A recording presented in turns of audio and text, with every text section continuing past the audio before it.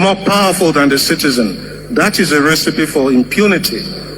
Because as we all know, the state is the head of state, or the governor, or whoever represents them.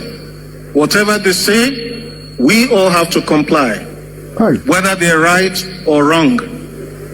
So we don't have a democracy in the true sense of the word. Oh my God. And until we have that, until we build a nation, we can't even talk of unfinished greatness. And I have to make a critique of the title of Governor Fayeme's book. It presupposes that there is a project that is unfinished. I am saying we have not even started the project. Oh my God. And we need to stop deluding ourselves. What are our shared core values? What are the things that bring us together, apart from the super egos? You know, when I had this experience, 2013, I was visiting a place called Do in Plateau State. The Plateau State governor is here. I got to Do the Friday before the Nations Cup final between Nigeria and Burkina Faso. And there was tension everywhere. But on Sunday night, when Nigeria won the game, the final match, the tension dissipated. And most people forget the fact that a young man from southeastern Nigeria received the ball from a young man from Pangshin who had to leave Nigeria because his parents were killed. Victor Moses passed the ball to Sondemba. Sondemba scored the goal. And we didn't even ask about the local government of origin of the scorer of the goal. So what are our shared core values? If you ask the Americans, they talk of life, liberty, and the pursuit of happiness. We don't have one. And it is when we begin to identify our shared core values that we begin to build a nation. What we have right now is a state held together at gunpoint. And when the state begins to oppress the citizen, there will be cries of marginalization, there will be secessionist and separatist agitation, there will be insecurity. Now we have set up Nigeria to be a place where the state is more powerful than the citizen, and the state is oppressive. We need to retrace our steps. Quite often, Nigerians ask, which is the way forward? And I say, if you are moving in the wrong direction, you shouldn't be going forward. You should make a U-turn.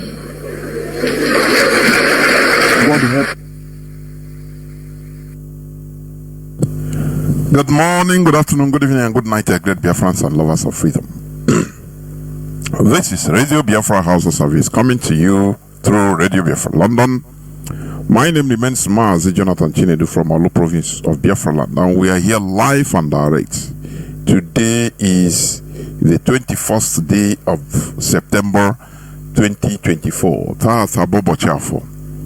Therefore, I welcome each and every one of you to welcome your friends and well-wishers onto this hallowed platform where we preach the gospel of liberation, the gospel of genuine emancipation, the gospel of the awakening. This is a revolutionary radio where you can learn, where your mindset, your mentality will be awakened into subjecting everything to the author of reason, measuring everything with the balance of logic. Here we ask questions, we question everything, and you know that Radio Biafra is in defense of freedom. Therefore, once again I welcome each and every one of you onto this hallowed platform where it all started by our leader Mazi Okuchukwu, who is still in the enemy dungeon. But in his temporal absence, the DOS headed by Mazi Chinedu is in charge, because this is a global movement. This is a global movement. This is a movement towards the restoration of Biafra, and we must continue. There is no going back, no waiting, and no, crying. We must continue. That is how it is. Our own should not be a different thing altogether. Therefore, You can be hearing Radio Biafra London through our FM 102.1 in many parts of Biafra land. Also, in the absence of that, you can download IPOB Community Radio. It is a very low data consuming application whereby with little data you can be listening to Radio Biafra.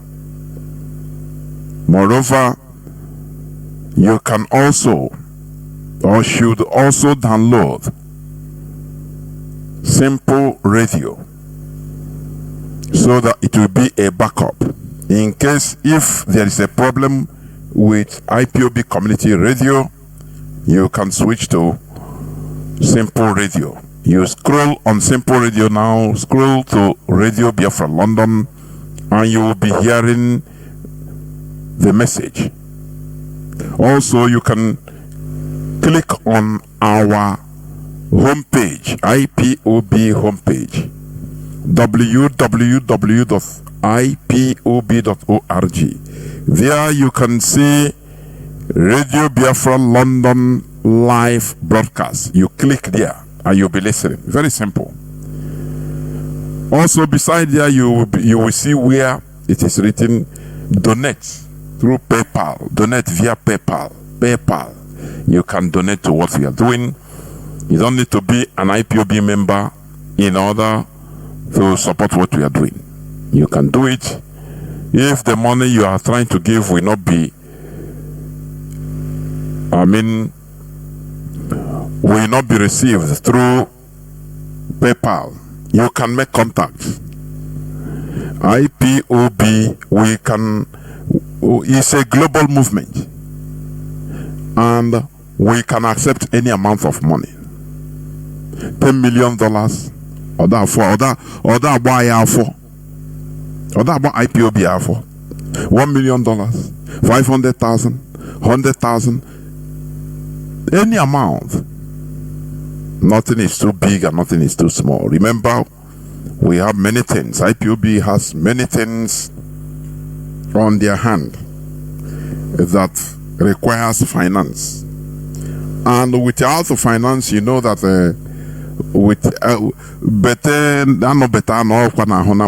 so without finance, we cannot achieve our goal. Because whatever that IPOB is doing is money. ESN is run by money. Do you understand what it means to run an army? Do you understand what it means? It's not something of a one day or 1 month. It's continuous. That is why we shall never forgive the people holding our money, that blockaded our money. We shall never forgive them in this world and in the world to come, because what they want is the complete collapse of IPOB, but they are wrong. Therefore, we must continue. As you may know, today is Saturday, and it is the day dedicated to religious discussions, which will continue on the fourth part of the importance of common ideology. I've been treating it. The fourth today will be the fourth part 4. Therefore, we must continue doing what we are doing. But before that, I will like to remind us that, look, as I used to say, the Nigerian government has activated Gowon policy in fighting our quest for the restoration of Biafra.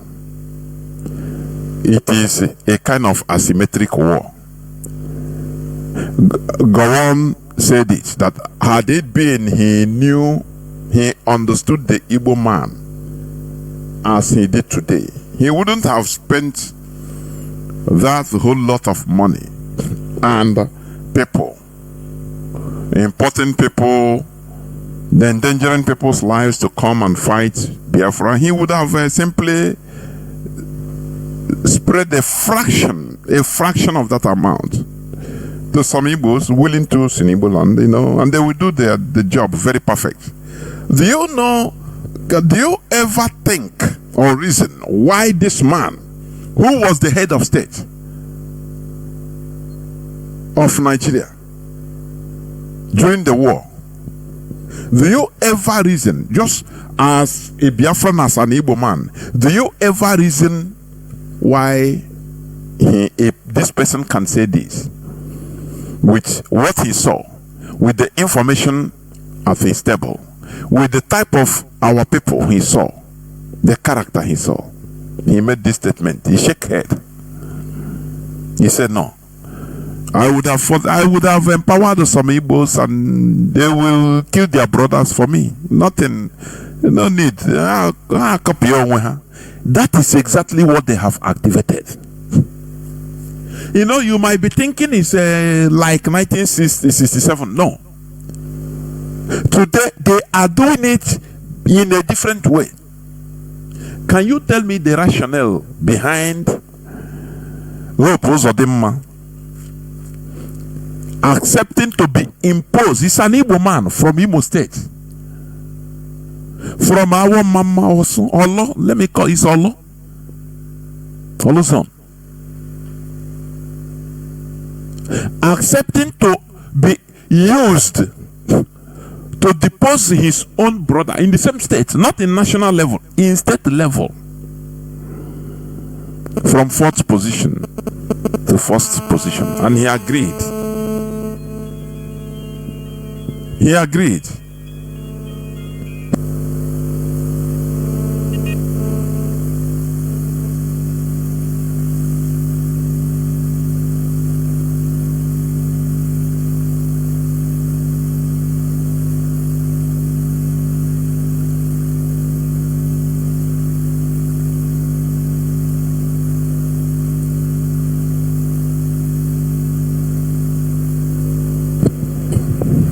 So, as I was saying, what do you think that made Gowon to say this? And I'm giving you the example of Hope Uzodimma for you to see how bad it is. What Gowon said, just compare them. Somebody, an Igbo man from the same state, the same region, he came 4th in a position, 4th position. And the caliphate met him and said, look, can you do our dirty job for us? Now we will put you in power. He said he signed everything that he can do. Since Hope Uzodimma entered power in Imo State, he turned the Imo State upside down. Let me tell you, our land has been the most peaceful even in the whole of that zoo. Biafra land in general, and even Imo State in particular, where people, there are many hotels in where people go there, So, but since Hope Uzodimma entered power, was imposed on Imo, everything that is the job. That is part of what Gowon said, the statement of Gowon. Had it been, if, for example, this man, Hope Uzodimma, is a knowledgeable person. I used to say it here. But the issue is that our people are blinded with or by selfish interests. It's very, very sad, honestly. Selfish interests. Had it been is a knowledgeable somebody, yes, he want to be a governor, but he would have politely turned down the request of the caliphate. He would say, no, I consider my people. There will be shock and it will not augur well, because this one is clear. So let us leave it another 4 years, so that let us wait. Even if you rig me into 2nd position, now from there we go to court. It will be palatable. But from 4th position direct, no, it will bring problem. If it is people that are civilized, let me put it, if it is individuals that have civilized character, they consider their race, they consider their nation, they consider their people in everything they are doing. Not selfishness only, not being selfish.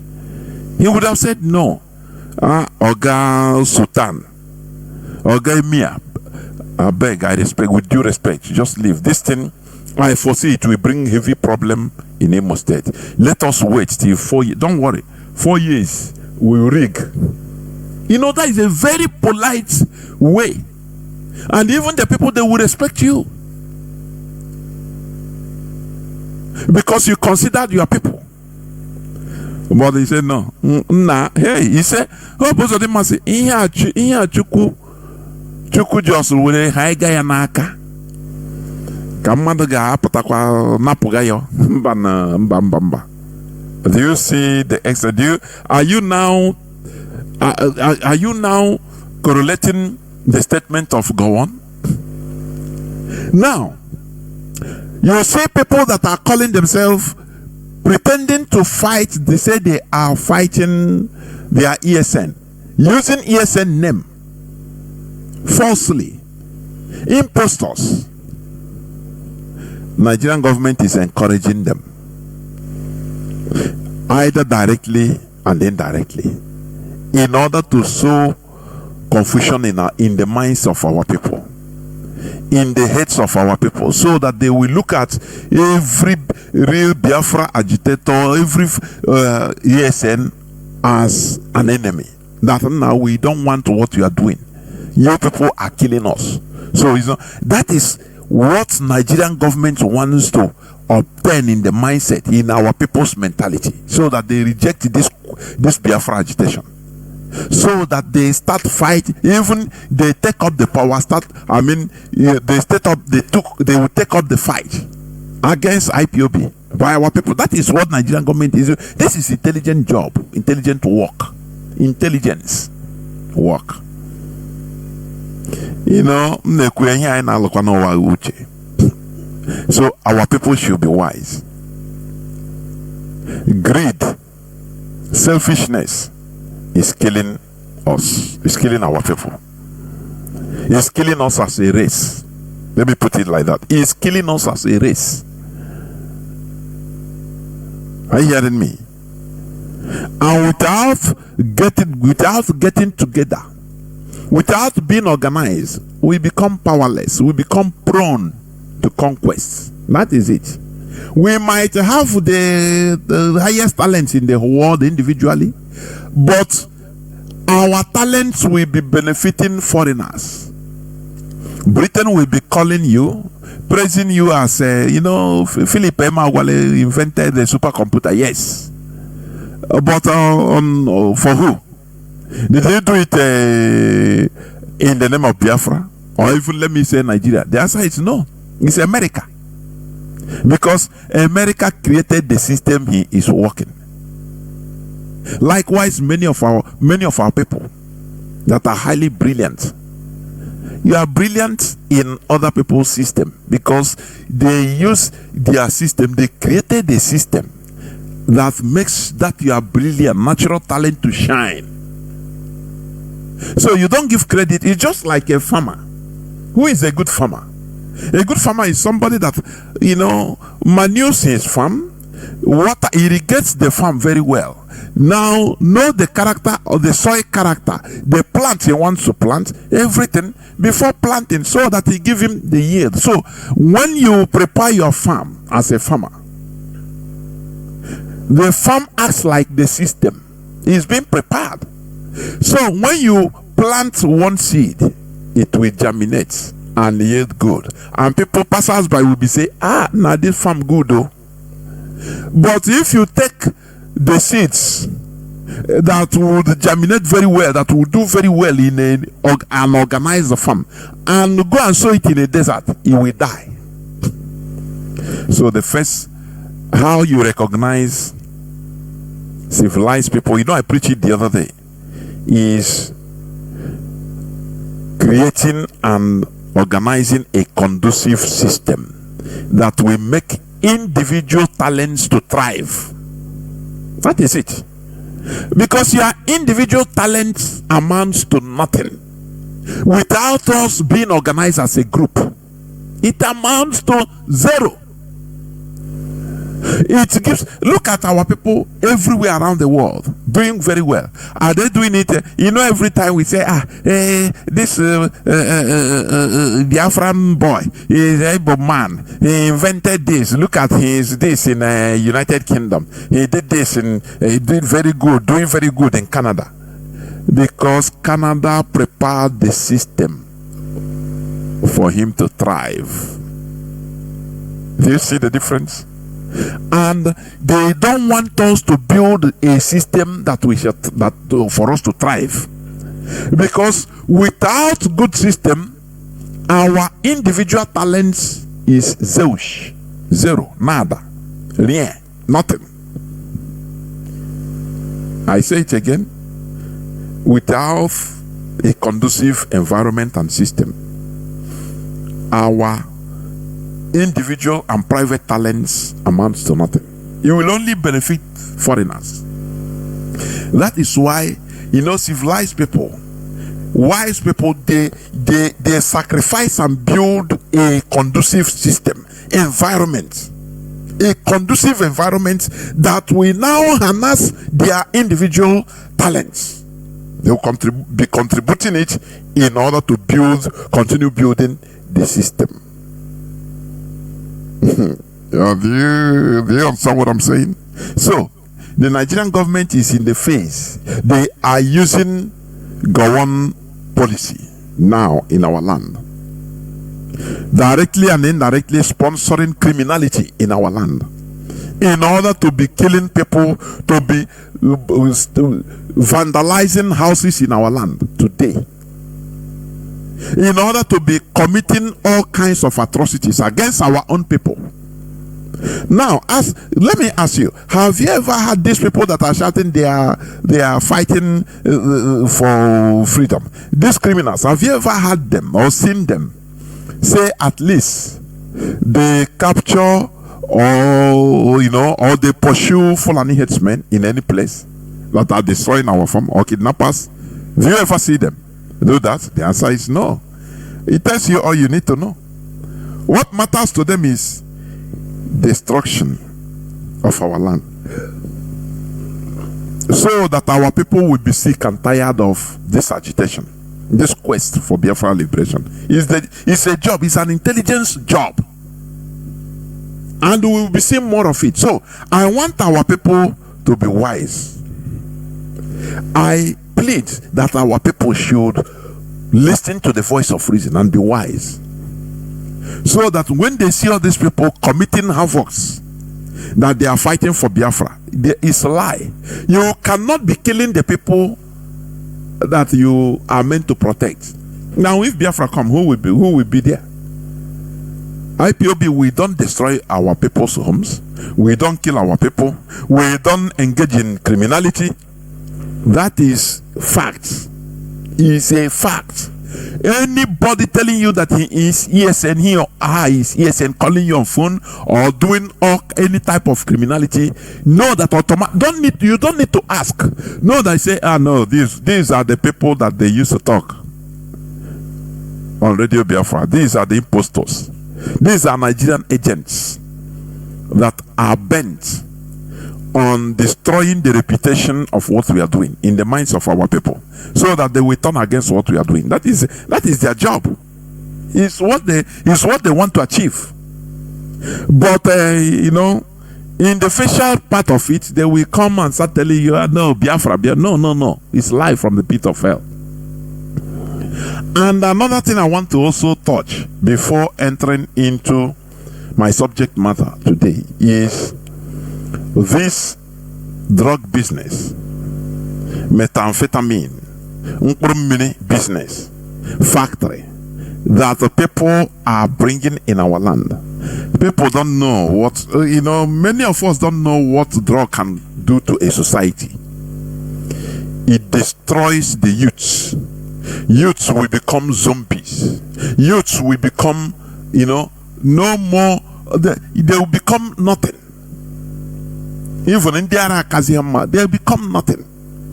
A drug addict can kill in order to get 2,000 naira, 1,000 naira to go and buy that drug. They can kill. So these are the things they are bringing in our land.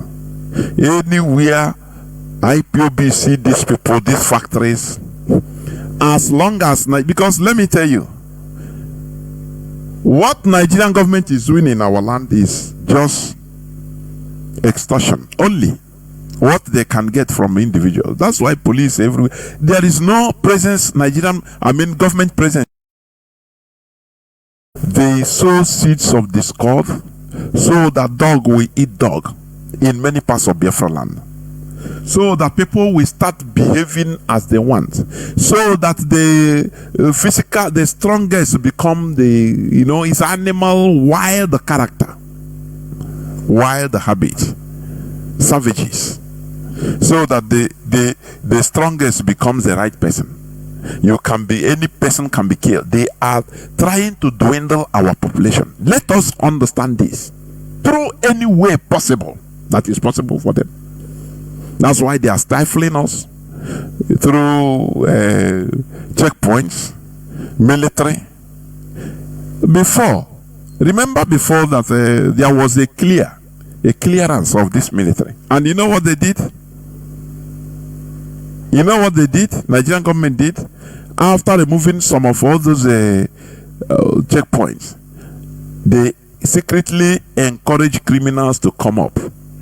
People started coming up in order to, making our people's lives unbearable. Stealing phones, committing any type of havoc against our own people. And our people say no. It is better even the police continue extorting us. Let them come back. Military, come back. Do you see what? I don't know whether people understand what I'm saying. What we are doing is not easy. To control human being is not easy. It's the hardest thing on earth. That is why we always dish out here on Radio Biafra awareness, creating awareness, talking to our people to understand that it is better we join together to create this system that will allow us to thrive as a people. Not you thriving when you go travel outside our land. You start thriving. It's a policy to make sure that all of us run away, leaving our land full of milk and honey, leaving it barren so that foreigners will take over. Are you hearing what I'm saying? So, say no to drug factory in Omwaka, in any part of Wallo, in any part of Biafra land. These are killers. These are killers. Are you hearing what I'm saying? Any place you see these people manufacturing, producing this hard drug in our land, please call our inquiry line. Give the information. Just now leave. Just call the inquiry line on signal. Now give the info. Your job is give the information. If you want, don't mention your name. Just give the information. Look at where I see this. Look at what is happening. It is so place. It's so very precise. So place. Now leave it. IPOB will take care of it, because we will never allow people to come and cause havoc in our land and go scot-free. To leave our land to be rotten, because that is the Nigerian government policy, the caliphate policy, so that our land will be rotten. Are you hearing me? That it is we that will be begging Nigeria to come, please come and save us. That is what they are trying to do. But say no to criminality. And moreover, this agricultural revolution is not a 1 month something or 1 season issue. No, it is continuous. So that there will be abundance of food in our land.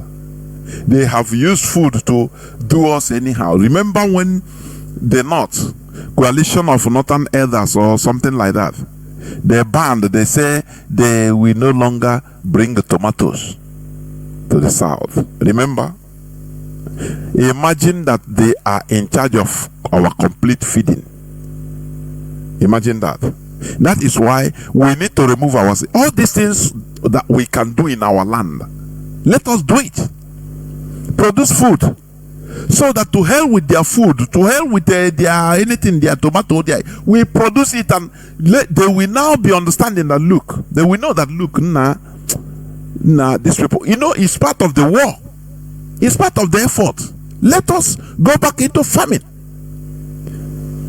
It's not only you do it only once now after you leave. No, it is a continuous thing, so that yam will be filled, or our land will be filled up with yam everywhere. Price will go down. People yam every assorted type of food. Let us also be planting trees as we could. Oshishi okwa, ube, mango, okpaka. All these economic trees and fruit trees, let us be planting them. Not only consuming what nature gives to us, let us also help nature. You can casually plant trees. Leave out in our land. We don't need irrigation. We have enough rain. We have enough water everywhere. Even Oshishingwo, Nkwo, all this, let us be planting them. Kaina Akonya everywhere. Are you hearing me? When you finish eating maybe ube, pear, you leave it, it will grow. Now you just go and take it and plant somewhere in your land, but just plant, be planting. Forget. Be planting it. Let us be planting trees. These trees are very, very important to our environment. It is important to produce fruits that will be eaten also. Odara. Let us be planting all this. I watch where China is reconverting their desert into forest. They are planting forests inside desert. That is human being, real human creation. Part of Chinese deserts is now blossoming with as forest. It's not only even all these for example, rivers, small streams and rivers in our places. Not only fishing, taking out fish, killing everything there. Sometimes you do small aquarium, breed some fish, now go and pour it inside the river. It's part of it. We pour the fish inside the river so that it will be multiplying. Oh, Chinekele. We need to control our environment. So we give out to the environment so that our environment, our land will also give back to us. Are you hearing me? So, this is what I'm saying. We need to be giving back, not only taking. I no richama bushmeat. Anything I try, we don't give out.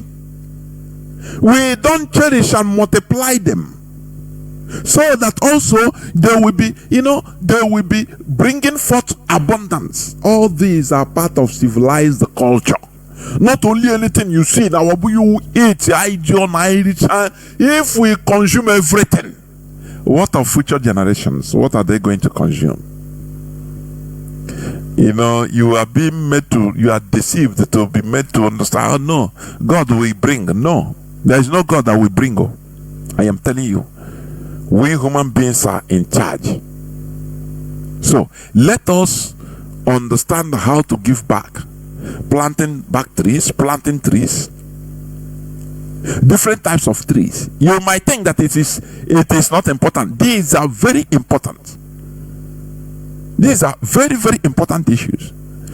Even if you can, as communities, you make laws, of fishing, overfishing. in your small rivers, streams. Sometimes, if you can, you make small aquarium, breed some fish, and pour inside the stream, and leave it to grow everywhere. We are human beings. We have the ability to create,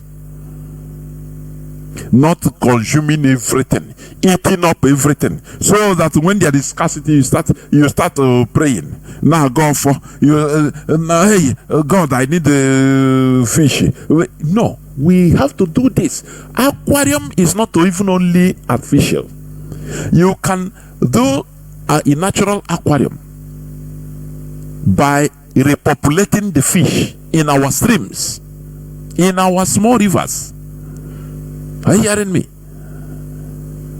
As they build the dam in the northern part of in River Niger, Kainji Dam, in Lokoja and all these places, you know, that's the reason why there is not much fish in River Niger in our side.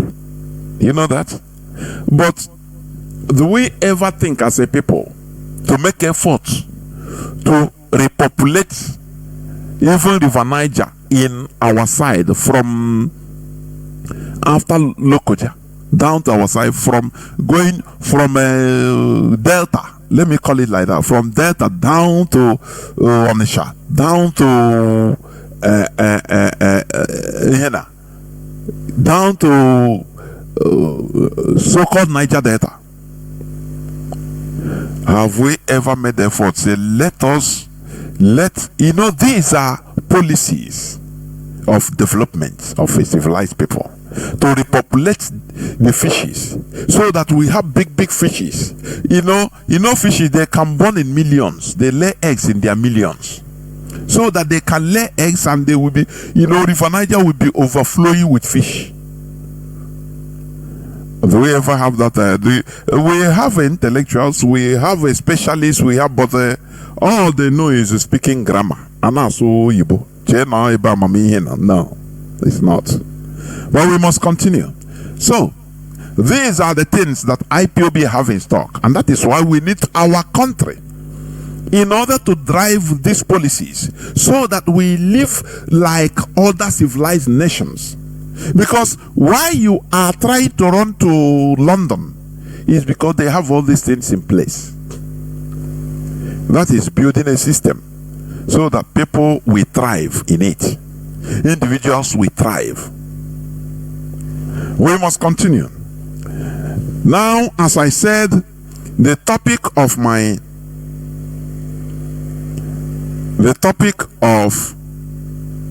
submission today is importance of common ideology, part 4.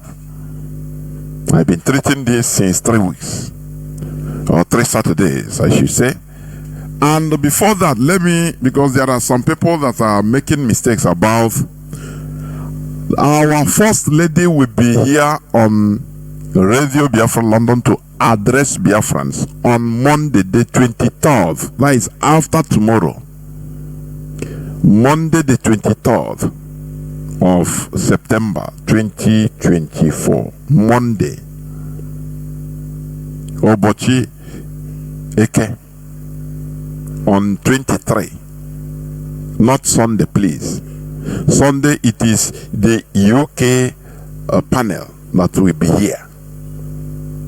Now, Monday, Lolo Uchechi Kano will be here to address Biafrans.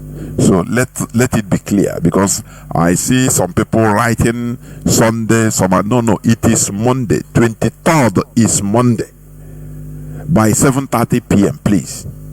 So let it be clear. Now, as I said, the topic of my submission today, as I've been saying, the importance of common ideology. I played a clip which you have been listening to. You have been hearing that clip by one reverend, and he made it clear. He couldn't be more clearer. Many people are thinking that Nigeria is a nation. No, it's not a nation. A nation is just a set of peoples that have shared core values You can be a country without being a nation, like Nigeria.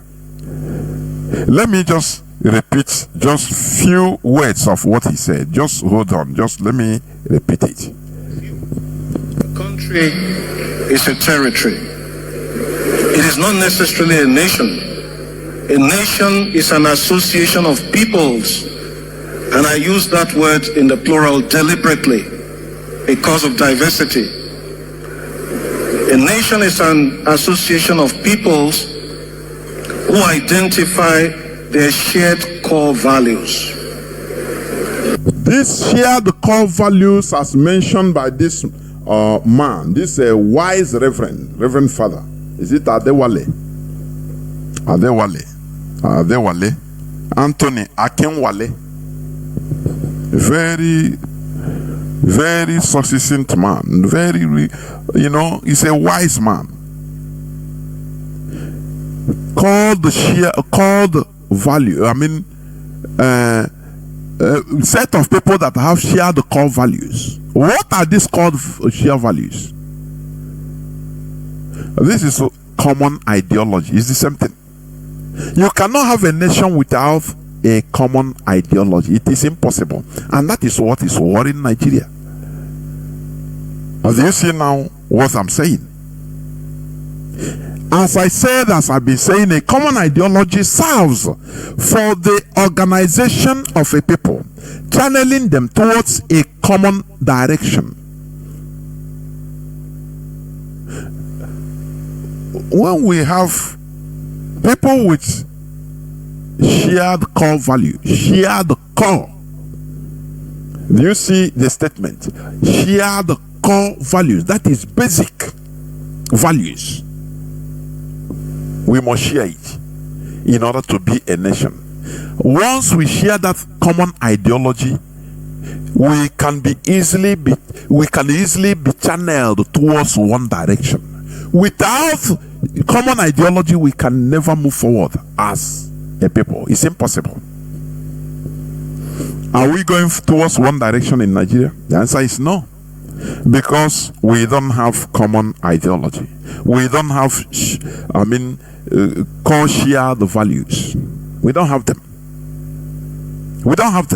And that is the main reason why Nigeria is not a country. It shouldn't be a country. Never. It shouldn't be. Ideology contributes a lot in molding and shaping people's characters and behaviors.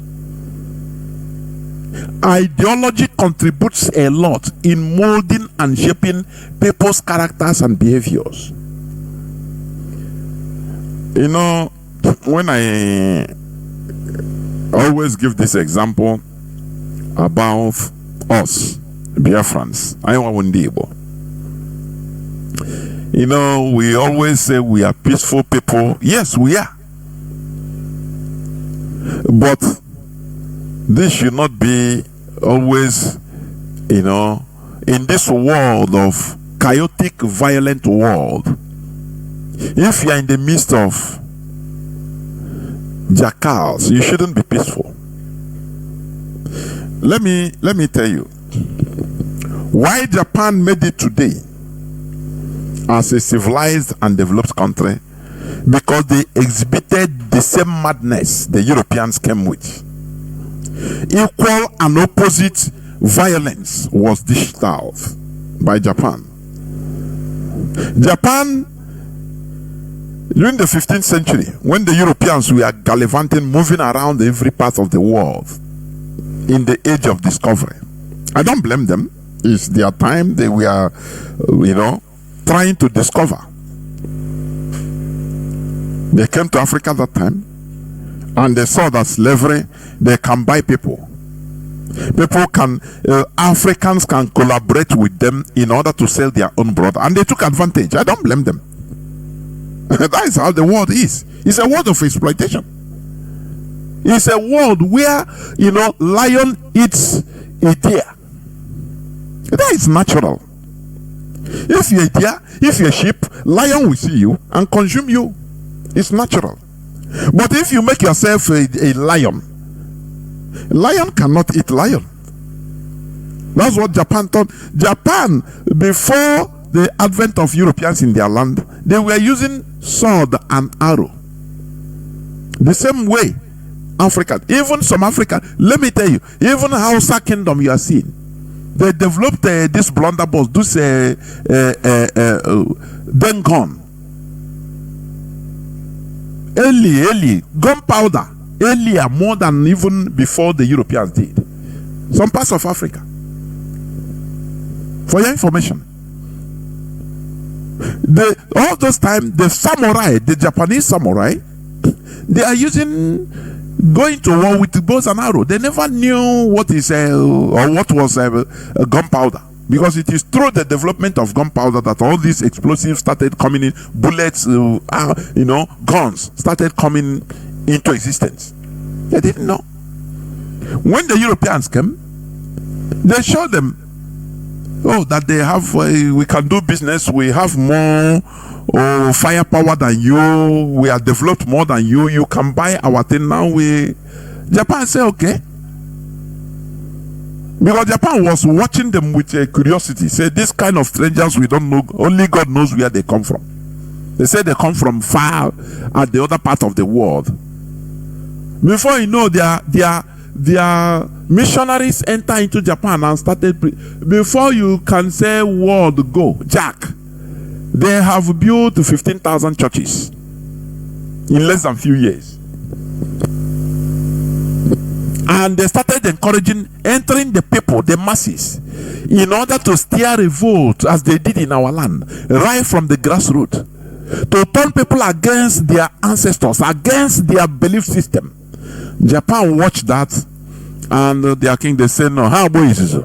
They said no, these people, if we leave them, they will destroy, they will turn our land upside down. They will make our people to hate our thing. They will make our people to hate our tradition, and it will be problem. It will be a generational problem that we can never solve until thy kingdom come, until the world finishes. We'll be under them. They saw this. They say, okay. They told the people, the Portuguese, the Europeans, in short, we're okay with you. Can you go and bring more gunpowder? We will buy. They collect the one they got from them. The one they bought, the one they came with. Immediately all those ones went, they turned around and started killing the missionaries. In that time, no flight, no radio, no telephone. They destroyed the missionaries, killing them.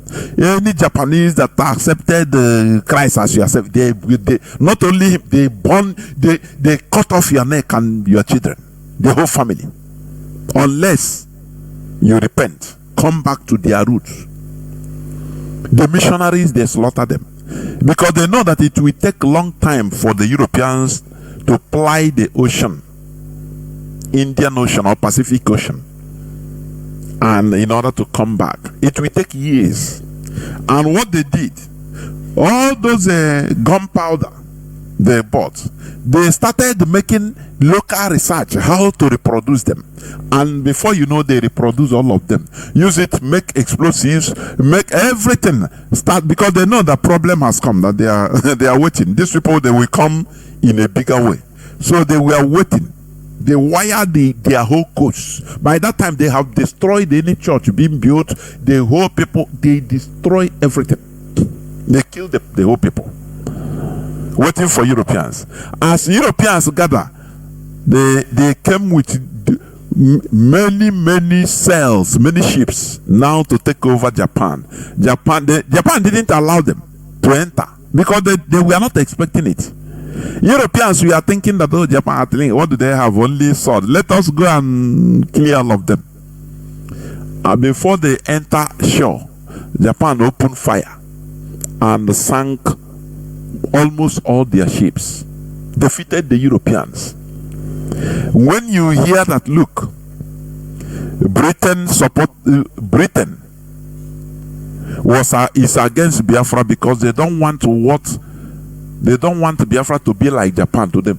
This is what happened to the Europeans. You know, let me tell you, their archives, they don't forget. Everything is in the archives. What Japan did to them, they still have it today. That is how Japan was able to liberate themselves. Now, Europeans, the little ships that we are remaining, start flying white flag. They surrendered and say, please, let us come ashore. We are no more, we didn't come for war, please, let us do just business and go back. Now we will be doing business equal to equal, because Japan didn't give them any opportunity. And that is what happened. They negotiated and start giving, because they now know that these people are powerful. They are powerful. You understand? Because Japan, they saw the future. Are you hearing what I'm saying? Just hold on 1 second.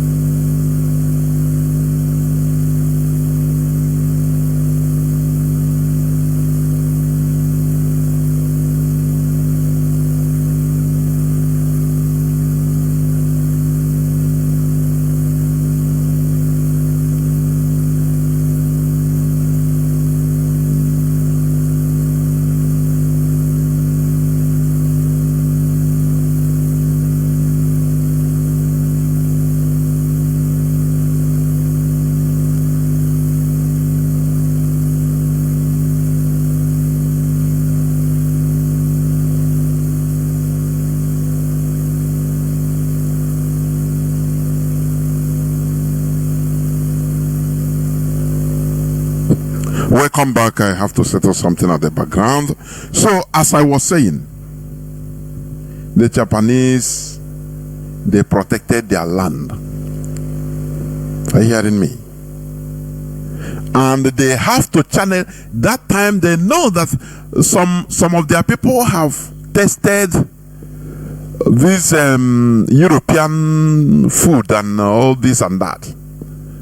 They have to control their people. They closed the Japanese shogunate, closed Japan from going out or coming in from anywhere for more than 200 years, if not 250 years.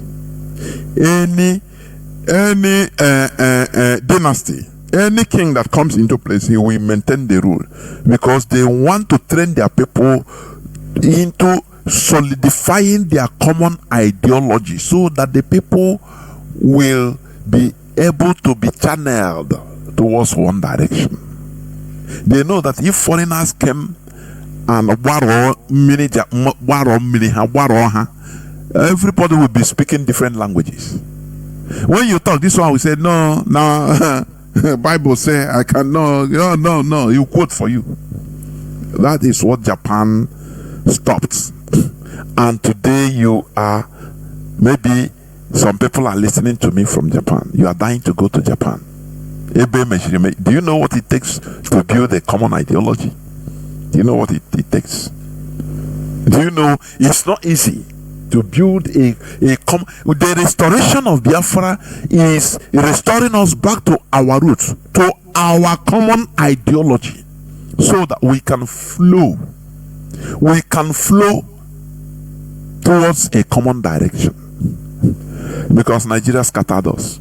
Britain used Nigeria to scatter us. So, what am I trying to say? Without a common ideology, there will be no cohesion. Now, Nigeria, we know there is no cohesion right from beginning. Let me play this thing you have been hearing. I've been playing it. You have also been hearing it. Let me play it about. Yeah. Listen. Add on top of that the North's general hate of the East, and you can start to get the picture of this. One thing I've noticed, Premier, while I've been here, is that Northerners seem to have, I might almost call it, obsession about the Igbos. Could you perhaps explain that to me? Well, the Igbos are more or less the type of people whose desire is mainly to dominate everybody. If they go to a village, to a town, they want to monopolize everything in that area. If you put them in a labor camp as a laborer, within a year they will try to emerge as headman of that camp, and so on. Well, in the past, our people were not alive to their responsibilities, because you can see from our northernization policy that in 1952, when I came here, there weren't 10 northerners in our civil service here. Then I tried to have it northernized, and now all important posts are being held by northerners. Is this policy of filling all key posts in the north solely with northerners and not with other Nigerians a temporary or permanent one? In actual fact, what it is a northerner first. If you can't get a northerner, then we take an expatriate like yourself on contract. If we can't, then we can employ another Nigerian, but on contract too. This is going to be permanent, I should say, as far as I can foresee, because it will be rather dangerous to see the number of boys we are now turning from all our learning institutions coming out with having no work to do. I'm sure whichever government of the day might be, it will feel rather embarrassed, and it might even lead to bloodshed. Doesn't this damage the idea, sir, of all people in all regions in Nigeria being fellow citizens of one country? Do you see what I'm saying? Yeah, this is 1964 when Ahmad Bello made this statement. This should have sent a very deep message to Azikiwe, but he did not. That we don't have common ideology. This man here, he said that Igbos are domineering. That is the origin of this word. Igbos are domineering. They coined it because we are people that likes to grow in our businesses, in anything we are doing. We likes growing. We are not a stagnant set of people. But them, their system is you must be stagnant. You have to stay where you are. If you are a beggar as an almajiri, your children will be beggars. If you're a shoe shiner, your children will be shoe shiners. You have to stay like that. That is their system. Now tell me, where are we? Where is our common ideology? This man is saying northernization, northern at first. And the interviewer, the British BBC man, asked him, does not this put prejudice to the notion that everybody is equal citizens of Nigeria? He said, I don't care. Now, what are you saying about this? in a country where there is no shared core values. Are you hearing me? Okay. Britain brought us into Nigeria and fooled all of us into believing Nigeria as our common ideology. That is the first scam. The first scam. You know, Britain did the same thing to some other countries, including India. I used to say this. And India, they understood themselves. They understood themselves. And they redefined themselves on who they are and who they really are before the advent of Europeans to their land. Before asking for independence, they redefined themselves and went their various ways. It didn't come without price. It came with a heavy price. A definition of yourself. Who is an Indian?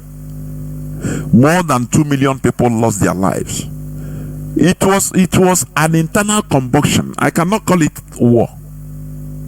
Internal combustion in India before independence. People left their land, their ancestral lands, in order to go and join the other side that they have the same core value. They share core value with.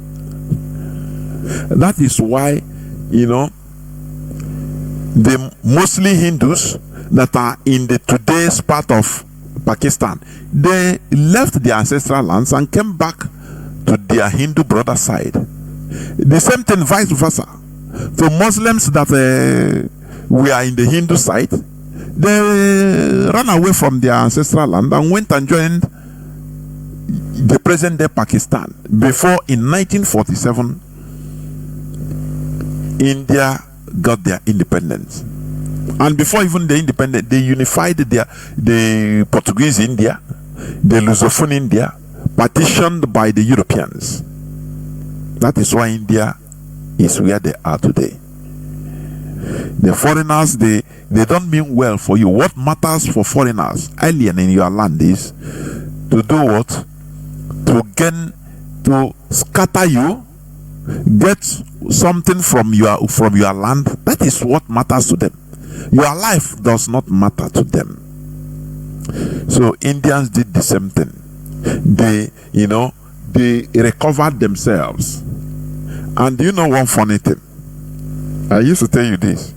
Mahatma Gandhi, that was well respected. He was the father of India independence. Mahatma Gandhi, everybody know him. He was trying to unify India. He said, no, this is not the India I fought for. I want all of us to be not two countries. I don't want the two countries or different countries. No, Pakistan, we must be one. And do you know what happened?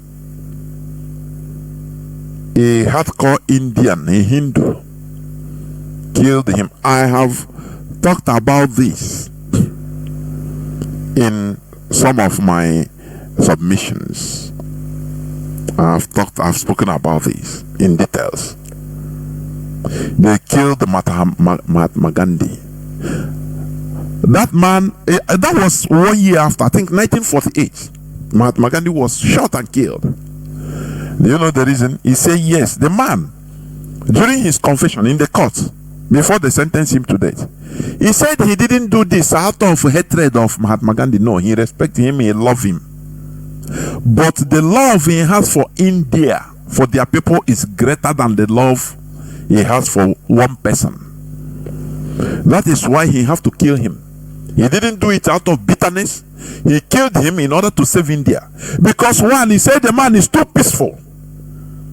Two, the man is trying to gather them together without sharing core values. That he wants to turn them future, the Hindus, into slaves, future slaves. And he have to kill him. He said he knows that he have destroyed, he is going to die. He don't care. Even his family will have bad name, no problem. His generations will have bad name. But that India will thank him later.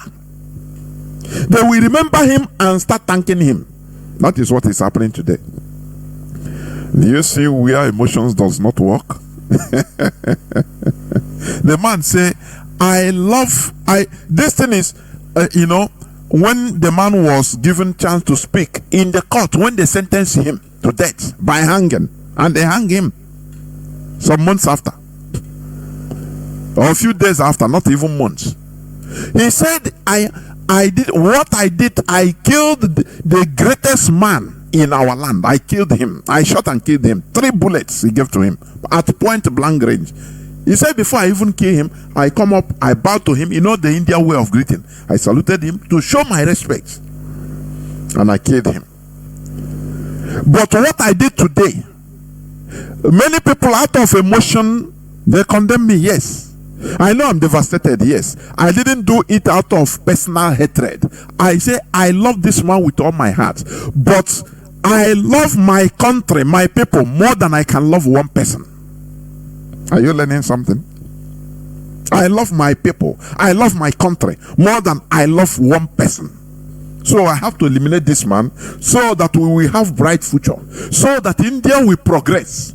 Because if not, he will be campaigning for one big India, and the same Britain will now use him in order to destabilize India. Do you know politics? Do you know how international politics work? Do you know how these people work? Maybe you don't know. Make more profound researches and find out. Are you hearing? And today, India is progressing more than. India is on the right path because of what they did and the way this man eliminated Mahatma Gandhi, the great Mahatma Gandhi. He was killed. Are you hearing? So, building a common ideology is not something easy. It's not as easy as you think. It involves many things. It's just like building a nation. Are you hearing me? Because a nation is built on natural process of kinsmanship, brotherhood. We are all Igbos, whether we are a Joe, whether we come from the same family, is a nation. Nation could be also built through conquest. When you are completely conquered and subjugated, now they will imprint their values on you, impose it on you, so that the children we grow up with it, and born children, the children we grow. That is how we imbibe in the religion we are in today. This process of conquest is what the Fulani is doing today in Nigeria. That's why they don't care about development. What matters to them first is to build a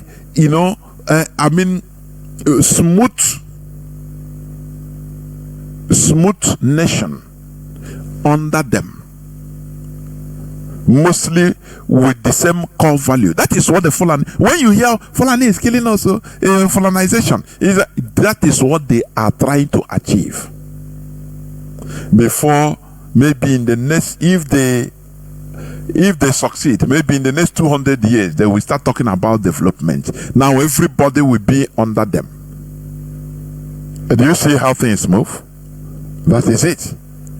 So, Britain brought us into Nigeria and fooled all of us into believing Nigeria as our common ideology. The Fulani Caliphate, with the British backing, deceived everybody that we are one in Nigeria.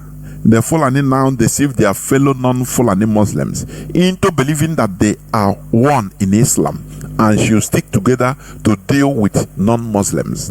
Thereafter, they began consolidating their real common ideology, which is their Fulani tribe, leading them to their overall control of Nigeria with the help of the deceived and the willing tools in order to conquer all. They smartly use Nigeria as a cover-up and Islam as a weapon. Maybe you don't understand what. Let me explain a bit.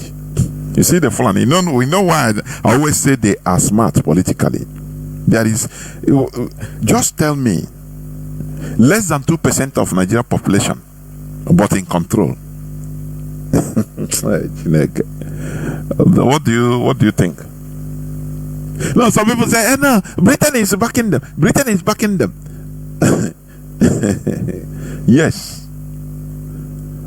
But listen, look at what happened in Rwanda. The Europeans, Belgium, was backing one tribe. And they wrote, just like as they are backing Fulani. And it resulted into genocide against those because they are fewer in number. And after now, they reconciled and got themselves. But in our own case, we had genocide against us. No reconciliation. We are still, and other. Have you forgotten what of Yoruba? Are they Fulani? The answer is no. What of other tribes, other non-Fulani tribes? How do you think that they were used? Let me tell you something. The Fulani, I explained it here, but let me explain more. The Fulani, they are playing very trickish politics. You call it takia. Yes, but it's allowed. In international politics, deception is allowed. Is the order of the day. Deception. If you can deceive your opponent, you can be laughing and you stab him by the back. It's allowed in international politics. I have been saying this so that we should understand the dynamics of the world politics. It's not straightforward. That is why we need to be tactical. The leadership of IPOB is highly tactical now. It's not, freedom fighting is not something straightforward. What the Fulani did, let me tell you, and they continue playing on it. Very smart politics. When it comes to getting everybody, they say no, we are all one Nigeria. They use Nigeria as our common ideology, which is false. They say no, let us come together. We are one Nigeria. We are, and now we say okay, we are one Nigeria. Okay. Now they will go at the back and start talking to their non-Fulani Muslims that look, we don't need to allow all these any infidel to rule over us. I don't know whether you are catching what I'm saying. Generally, they say, okay, we are one Nigeria. Now they will cut out a section of the Nigeria that is Muslims, and they will pretend that we are all Muslims. Let us fight against these infidels. And these are non-Fulani, but they are Muslims. Now they will use them.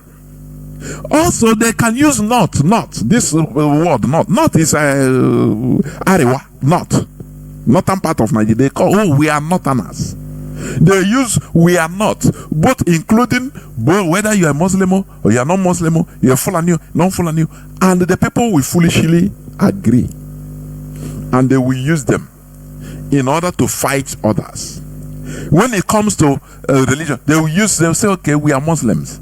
They will use Islam as a cover, and in order to get what they want. Now they will go back to themselves. Once they push out, they got what they want as Muslims. Now they will now go back as Fulani and make their plan. You see, it is tri-faceted. One, they use one Nigeria, they use the north, or we are Muslims. After now, they will go back to their tribe. And let me tell you, their ideology is Fulani, not Islam. Islam is just a weapon they are using. Islam is a weapon the Fulani is using. Their common ideology is simply Fulani. That is why Bala Mohammed, the governor of Bauchi, let me play it again. I like playing this so that you'll be hearing. He said, I'm a Fulani man. We are all Fulani. I don't care whether. Let me play, please. Let me, please, allow me. Let me play it. Cameroon to Nigeria. But that's the thing, Excellency. How do we with them? Listen, it's coming, please.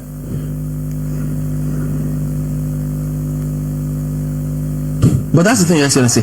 How do we ensure that those who will be participating in this federal government largely funded program will be Nigerians. In terms of the funding? No, in terms of the operations. Operations. You said to bring in the Fulanis together. Where Fulanis from other countries the issue as well. of misconception, I see there is a lot of mistrust and misconception with regards to the Fulani man. The Fulani man is a global or an African person. He moves from the Gambia, from Senegal, and his nationality is just a Fulani man. And as a person, I may have my relations in the Do you hear him? But they are also... That his nationality is just a Fulani man. That is their common ideology. Are we hearing? They use Nigeria, gather everybody. Now they will go back and conduct their own secret meeting with other Muslims, other ethnicities, the Kanuris, the Birom. Many of them in the north and in the central part of Nigeria, even in the south.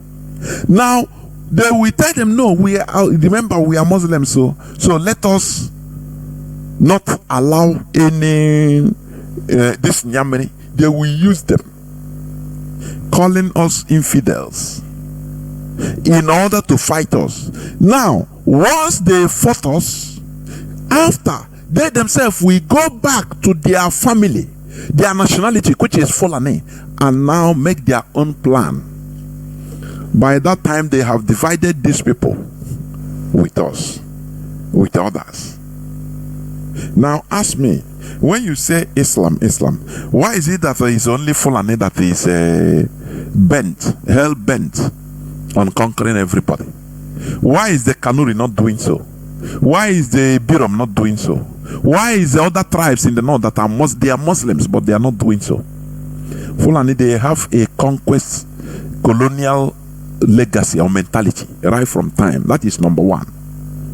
Now, historically, when Ottoman Danfodio, and now let me jump other places. Now, when Ottoman Danfodio in 1804 started his preaching in Hausa land and divided the Hausa people into two, they fought against themselves for him. He saw a people vulnerable.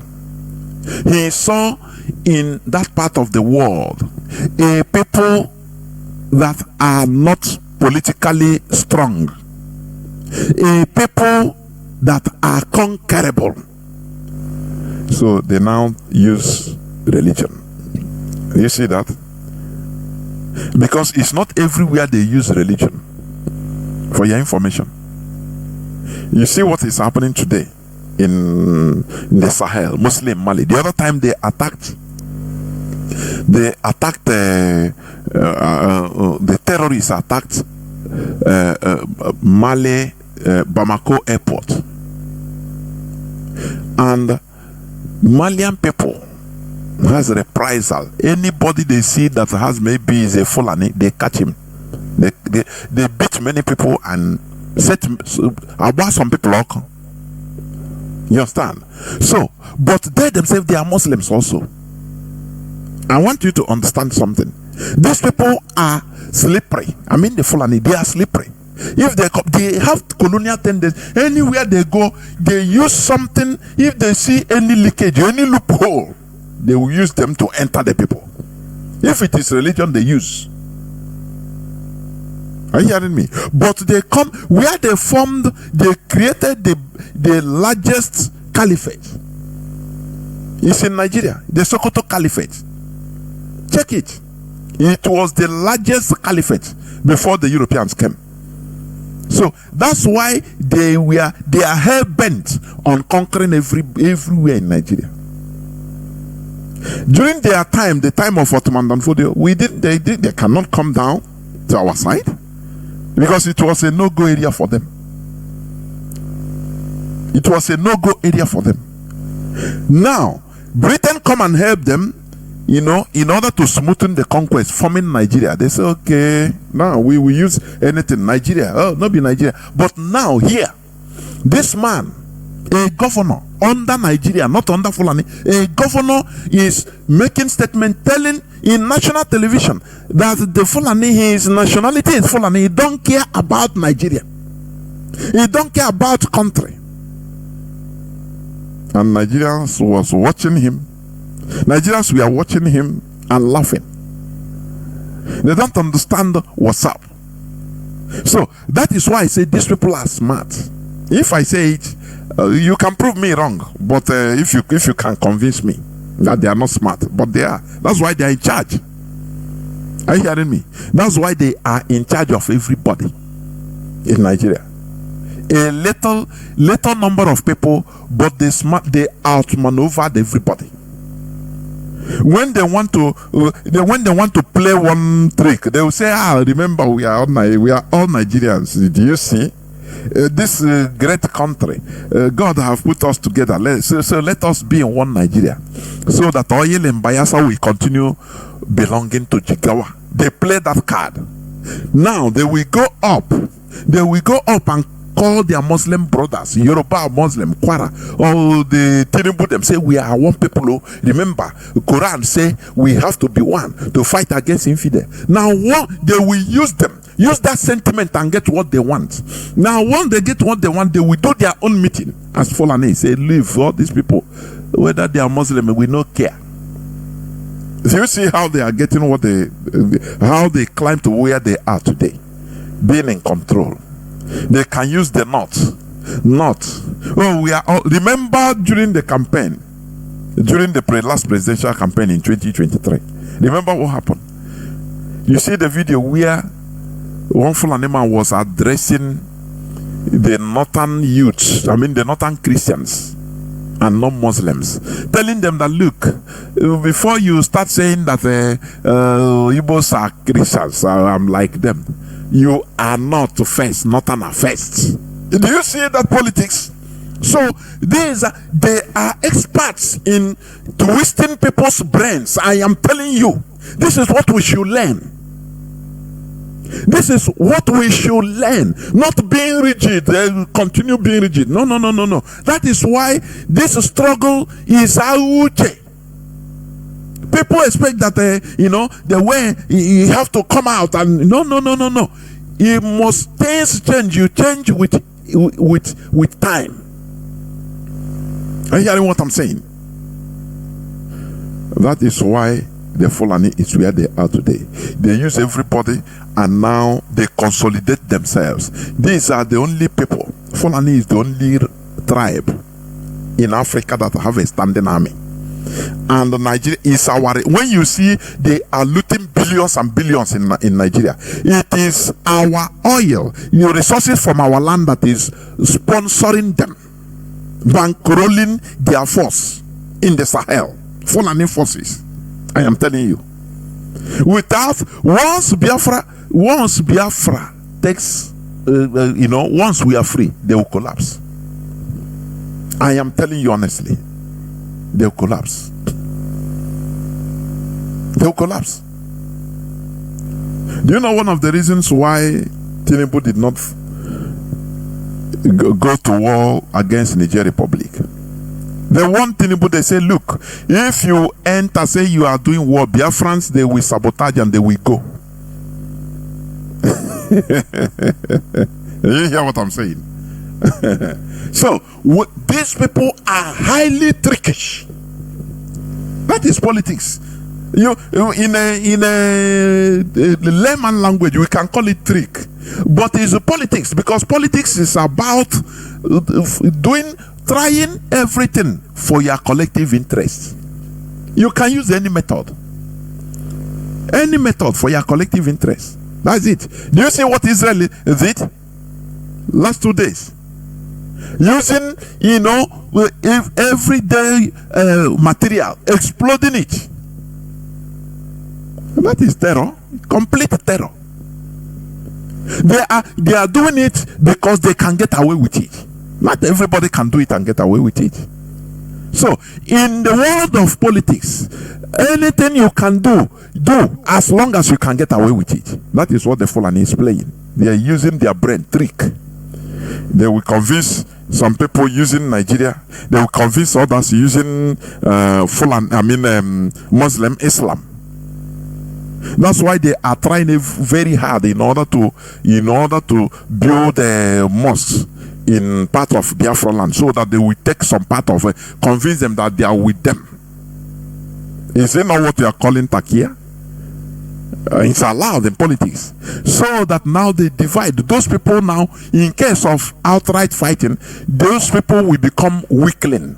They will become the loophole to enter our land, because they will be these are our people.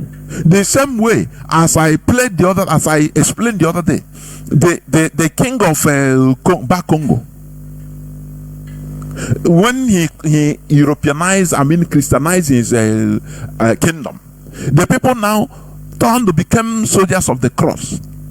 When war broke out between Portugal and the kingdom, Congolese fought against their own people. Also did, and handed themselves over to the Portuguese. As a house also fought against themselves due to religion for this Ottoman Danfodio, for the Fulani. And that's where they saw, that's the loophole they use. They say, these people are very weak. We can use religion to destroy them. And that is what they are doing. That's what they are doing. Why are other ethnicities in the north that are Muslims, why are they not in their killing? Why are they not killing, destroying, doing this jihadism? Why? It's mostly Fulani. Why is it so? It is the path they choose. They are a colonial entity, a colonial tribe, because they are not indigenous to any part, any place in Africa. The Fulani, for your information. That's why they are sowing seeds of discord everywhere. Now, anywhere they can use Islam, they use it as a tool. Any other place they can use ordinary local politics, they use it. In Nigeria, they saw a loophole which they didn't see in any other place, like Ghana, like Cameroon. Are you hearing me? Fulani as a tribe is not recognized in Cameroon. As a tribe existing in Cameroon is not recognized the same way Hausa is recognized. Are you hearing me? But in Nigeria is recognized, but they are not indigenous. You see that in Cameroon it's not. And Ghana is following the same. If you count the ethnicities in Ghana, you don't see Fulani. They know why. They know why. They know the type of people. So these people, they don't find it any easy in any other place other than in Nigeria, because they saw that Nigerians can be easily deceived. They can use sentiment, religious sentiment. They use deceive them. Even a geographical sentiment. Oh, you are not Tanas. They use their deceive them and they flow. That is what Fulani is doing. For your information, that is what they are doing, and that is why they are succeeding. Now, I want to play something that you have also heard about what El Rufai said. It's part of the Takia. It's part of the Takia. Because they saw people live since Ottoman Danfodio conquered the Hausas. Now they saw that those people this side of the world they are Uto. They can twist them. They can use them anyhow, and just like what the Europeans call slave coast. They are easily deceived because they are sentimental. Are you hearing what I'm saying? Here we reveal things so that we take precaution, so that we be wise, because these are the little things but matter a lot. That is it. Listen to what Rufai said after the election. You've heard it, although the person interpreting this is using it as comedy, but you learn from it. Let me play it, please. It's on my timeline, but I want to play it. Is their heart that these things that they did is not for their selfish reason, it is for the collective benefit of the nation. Let's go. Na sanni The governance Zamfara. This is El Rufai, former governor of Kaduna State, talking, speaking in Hausa. Listen. Bello Matawalle ba dan muna son wani abu muka yi ba. He said, myself as the governor of Zamfara, Wato Bello Matawalle, we did not make this decision based on what we will gain whatsoever. Sauran suna son wani abu, amma wallahi ni da Bello Matawalle mun ce kawai ai haka don ai gani. He said, even though some of us may actually have their ulterior motive, but as for me and Bello Matawalle, we do not have any ulterior motive. Ai maganin wannan matsalan na addini. Sannan musulmin Southwest su ma mu ba su sense of belonging. He says the only reason is for the sake of the religion, so that also the Muslims from the Southwest can also have the sense of belonging. Do you hear what he said? This is the statement he made immediately after the election of the putting in or selection of Chinedu as the president of Nigeria. I will continue, but listen. Do you see how they play? He said why they do this is to give the Southwest Muslims sense of belonging. So that they will be on their part, on their side. So that you see a Yoruba man say, now you don't know. These people are playing heavy politics. They will isolate. That's why they isolated the most important people that can resist them. The Igbos, the Biafrans. They isolated us. Other people, they say, no, we are all one. Don't worry, we are all one. Don't worry. So that they can use everybody to fight us. But after, if eventually they succeed, that time they will now start dealing. Now, why people are not asking?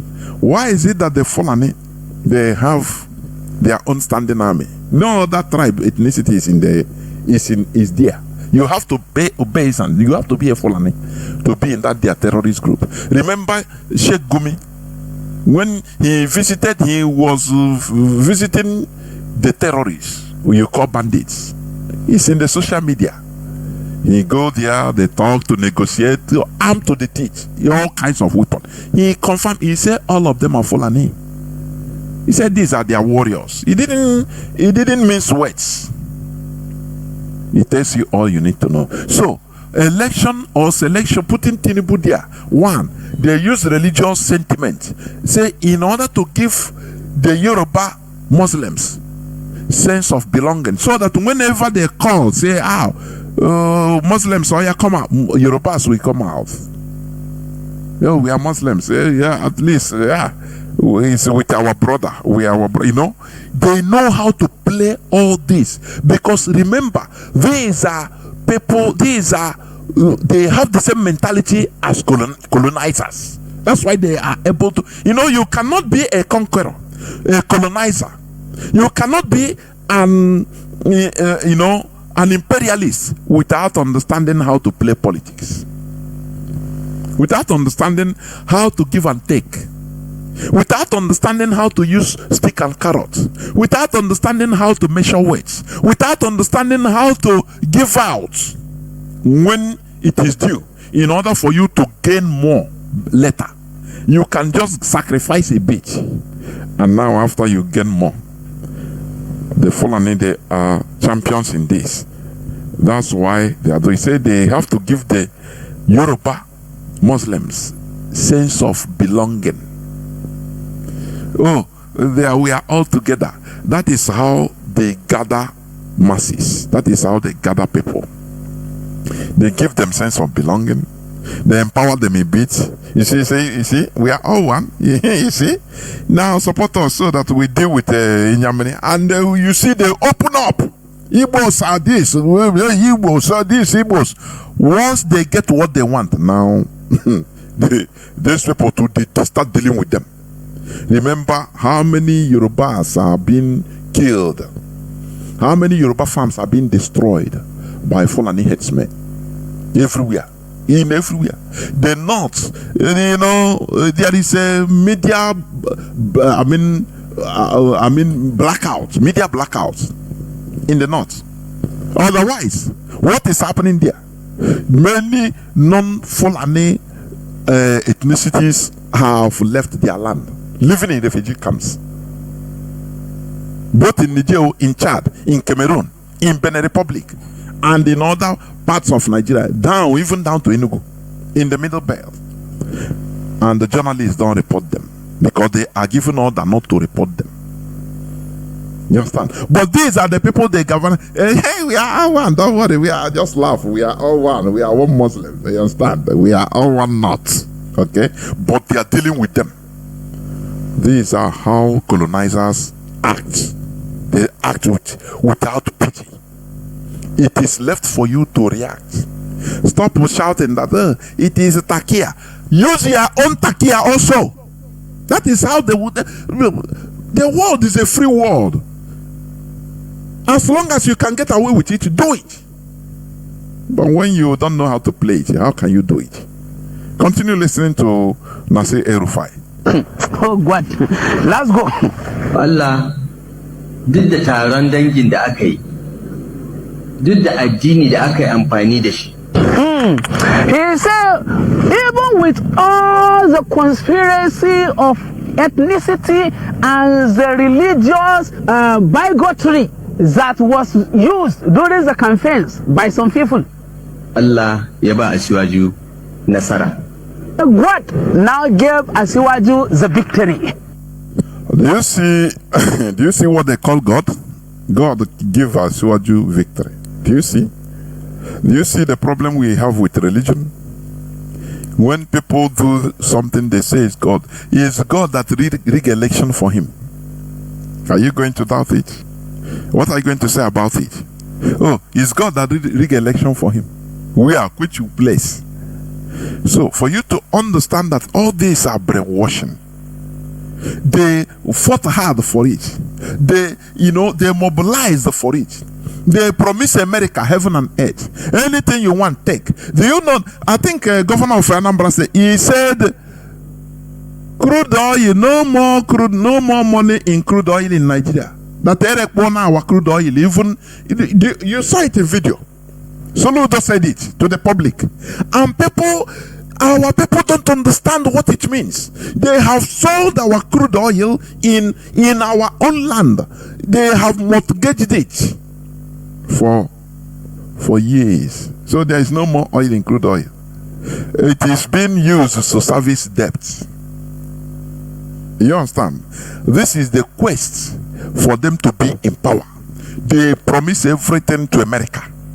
They sign everything for Britain and Europe and every other country. Take, we need the power. We support us and we will give you anything you want from Nigeria. Do you see the mess we are in? We are with the people that don't have any common ideology, even near, not even common. Our ideology does not relate at all. And we are forced to be in the same country. Oh, pity us. I say we are in a messy situation, honestly. That is why when I look at our people, that we need to rally around IPOB. We don't need to joke with this struggle. We need to support IPOB because we are fighting a very, very tedious war, very tedious battle, very, very bad one. I am telling you. They go meet the American government. Before you know, Joe Biden recognized, he congratulated Tinubu. They are working together. He say, we want to give our Yoruba Muslims sense of belonging so that they are with them in order to continue getting what they want against us. Are you understanding me? After, they will start dealing with them the way they are dealing with their fellow Northerners that are Muslims. So I'm not talking even about non-Muslims. Fellow Northerners that are Muslims, they are killing and depriving them of their land, sacking them from their communities, living at their mercy. Continue listening. Abinda muka samu muka yi a Kaduna yanzu an yi shi a ƙasa gaba daya. He says that things that we were able to do in Kaduna, we have been able also to do it in the nation as a whole. Now listen, what did he do in Kaduna? In Kaduna as a governor, I will also show you that video at the end of this one. In Kaduna as a governor, he was able to ensure that there is no position of the highest office in the land that a Christian was given. From the governor, a Muslim, deputy governor, a Muslim, chief of staff, a Muslim, secretary to the state government, a Muslim, commissioner for finance, a Muslim. In fact, almost every position in high authority in Kaduna State belongs to Muslim. He says they have now been able to do it and replicate the same in the national level. Hear him. Oh yeah. Babu wani makaryaci da zai zo ya ce zai fito ya ce shi zai yi siyasa na Kiristanci ya kira. Now he says there is no liar that will come out and say he will do politics like a Christian that will ever win. Are you hearing it? Mandina said that people that say, I know, you're attacking our religion, you're attacking Christianity. Do you see the real attack? Do you see the real challenge? That is the real challenge coming from somebody. Do you see it? Yeah, no, just you cool nonsense. Ahapo ike nyina guy ike you see Christian pastors, they have power. They have power everywhere. They food their body. They will not use that power to do something, to command, so that all these type of people will collapse and die. To command and change the situation. No. Where they have power is at their church members, so that you can give. They will come and extort money from you. That is where they have power. That is where their power reaches. How do we enter into this one chance? Sometimes I used to think about it. I'm telling you, if you don't take time, if I don't take time, you become depressed. How do we enter into this one all round one chance? People that are supposed to even know something and do something, no, they are not doing it. Tomorrow is church. Everybody brought Bible now. Can know here. Wild animals that don't have no magnitude, no direction. Go to our cities, you see church or our cities, our land in general, both villages. When you bring Bible, guy here, guy there, they don't know what is happening. They don't know what is politics. They don't know nothing. They don't know. So that we flow one side, so that we understand the type of situation we are in to support this struggle. No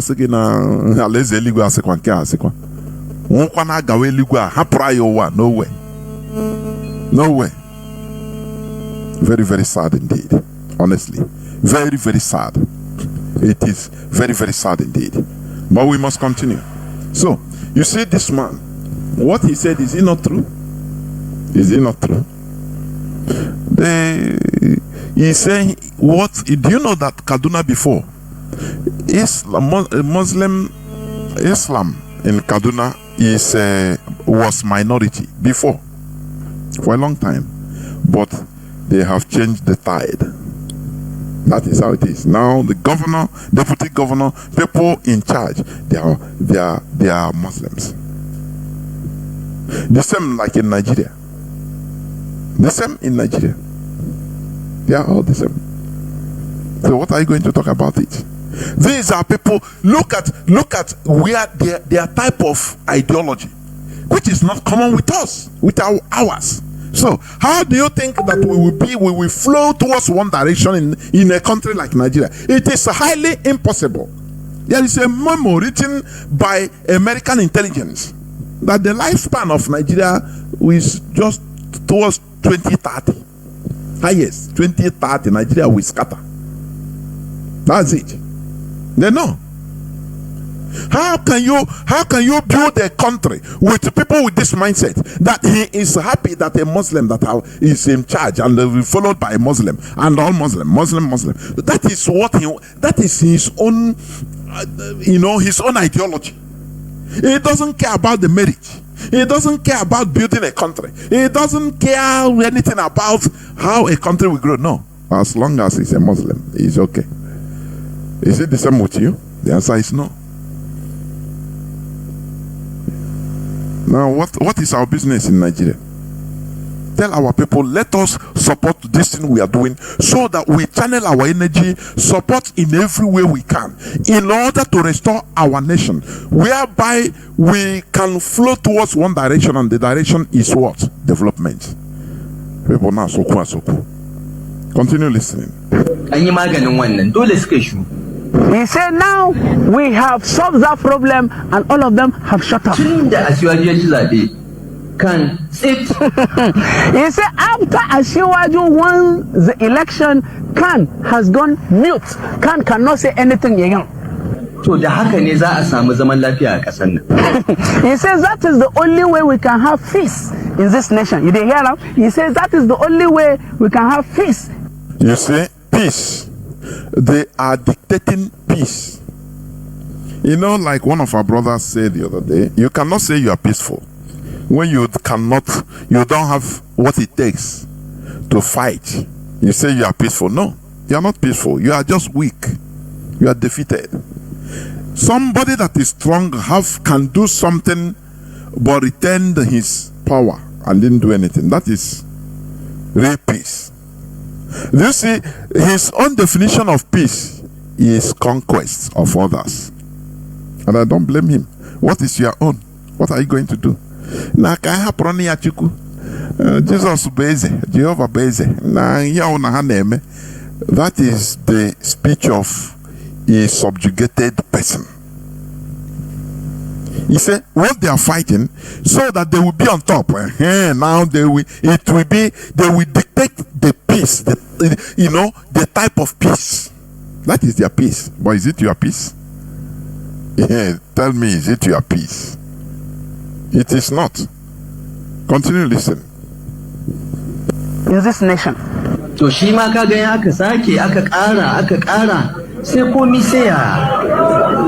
said, after Chinedu now, we now repeat it again and again and again. You know what he's saying? That after Chinedu, a Muslim ticket, will repeat it again in another 8 years or 4 years. Another Muslim, another Muslim. He says that is the way it should be. Wallahi abinda muka yi kenan. Kuma ni da wasu daga cikin mu a ganin mu mun gama aiki. He said, as far as I'm concerned, among us, we know that we have finished the work. Shiwaju ya ci zaɓe mun gama aiki. As Shiwaju has won, we have finished the work. Wanda muke muku shine a yi masa addu'a. All we need to do now is to pray for him. Ya samu mutane na kirki. That he should have good people that will work with him. Now, who are the good people? According to him, the governor of Kaduna State, talking about Nasir El-Rufai, the only good people, according to what he has said in his previous verse of this video, that only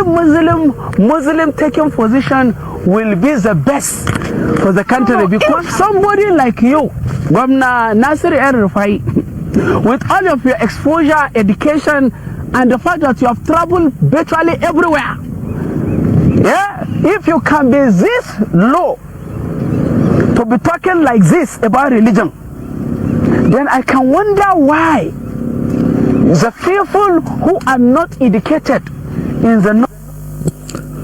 We must continue. So you had it. You have seen this because you have been here. This video have been there, I think, going to 1 year since 2023. You have seen it. What can you do about it? What are you doing about it? You brush it out. You brush it out. Wave it out with a brush it out with a wave of your hand. Nah, it doesn't matter. And they push it. We cannot go anywhere without common ideology And the place we are in, there is, as Nigeria, there is no common ideology. Nigeria was imposed on us as our national identity. And the common ideology, which is a big deception and falsehood. It is only we Biafrans that swallowed this crap, hook, line, and sinker. As Nigeria, you know, Yazikiwe started it. Zik of Africa, Zik of Nigeria. He wanted that Nigeria. That is it, and we continue. We can look at last time our sister Amaka that replied defensively because of the ethnic profiling of Igbos. He made a statement in order to reply what others have been doing against us. All of a sudden, Nigeria rose up. Nigerian senators, including Igbo senators inside. It is that time that because we are Nigerians, they are to be seen as the tribalized. I am begging these Igbo politicians, why are you always called the tribalized? Because you are slaves. You know, these people normally supposed to be coming to IPOB secretly to be begging us, say, oh, now no stop. We will be giving you people anything, any support. Because because we know that I Torato. Yeah, they are. I'm telling you honestly. They are the people that rise up, to condemn their own Igbo sister in order to showcase that they are the tribalized. But the Yoruba have been profiling us. Different Yoruba people have been doing different other ethnicities have been talking against killing Igbo, do this Igbo. They do as if they don't have ear on the Igbo. We must get out and enter our own nation. And this is where we are forming our own common ideology.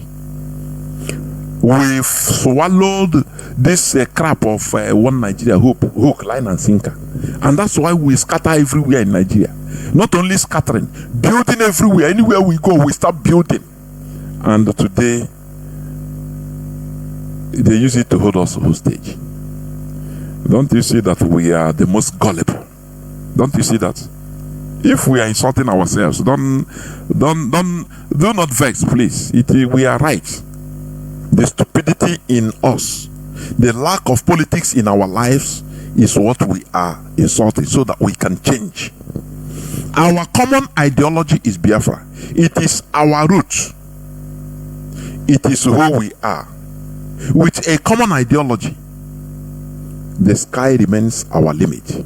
But where there is no common ideology like in Nigeria, the people becomes inorganizable, selfish, and prone to conquest and annihilation, like what we are living today.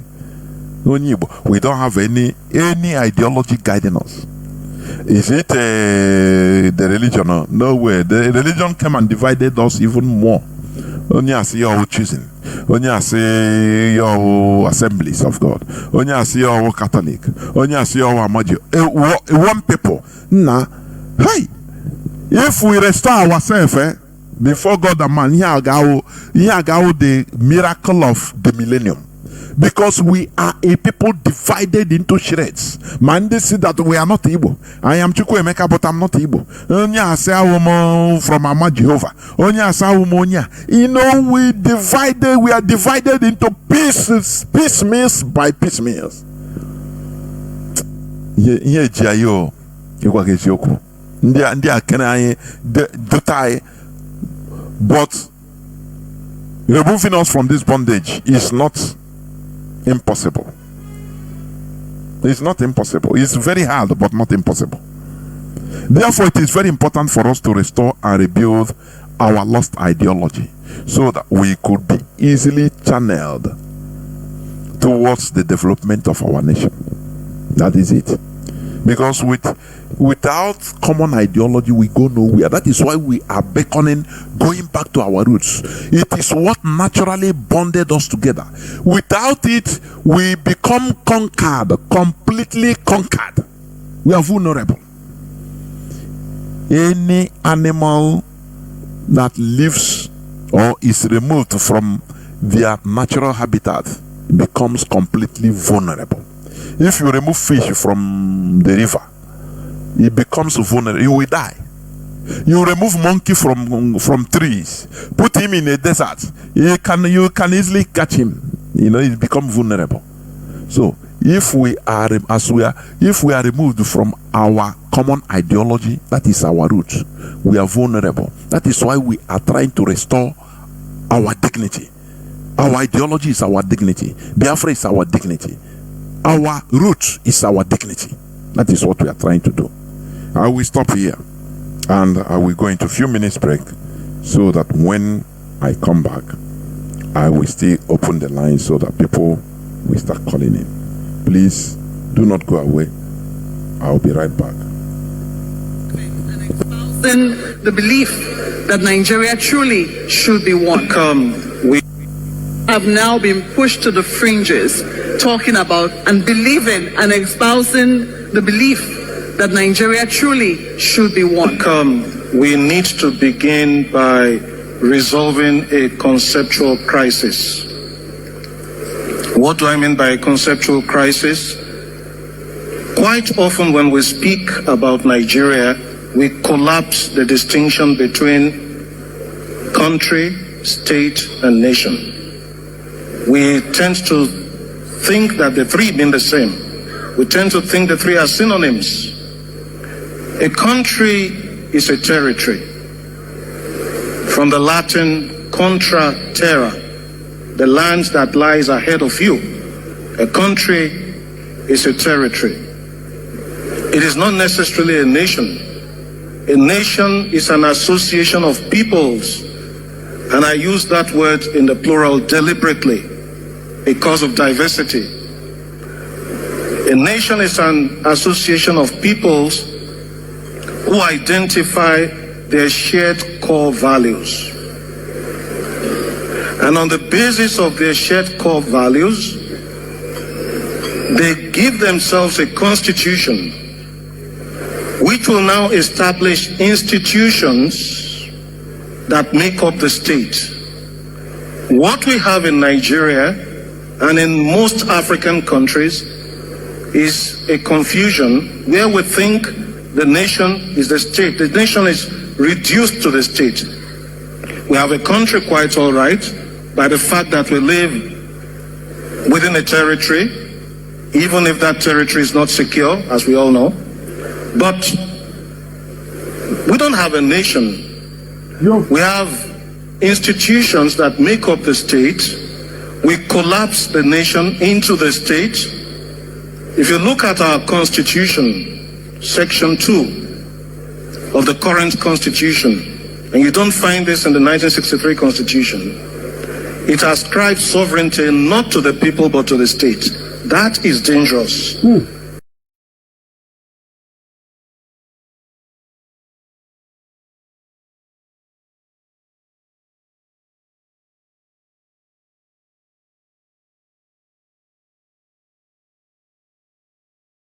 That means this.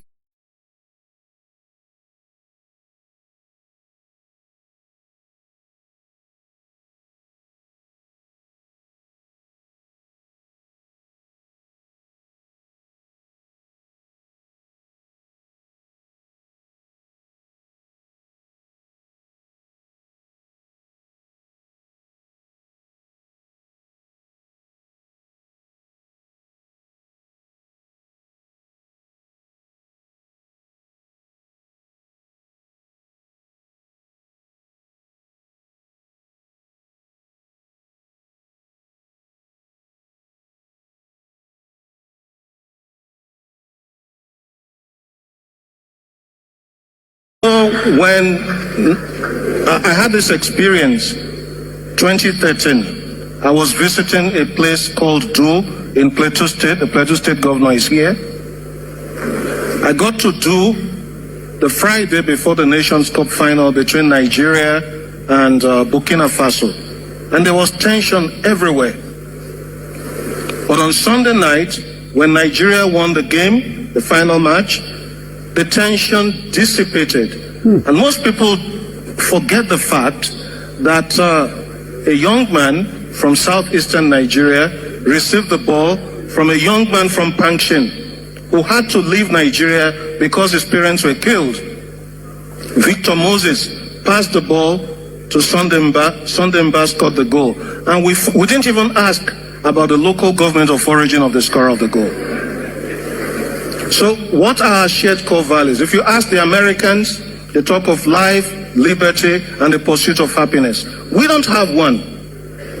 And it is when we begin to identify our shared core values that we begin to build a nation. What we have right now is a state held together at gunpoint. And when the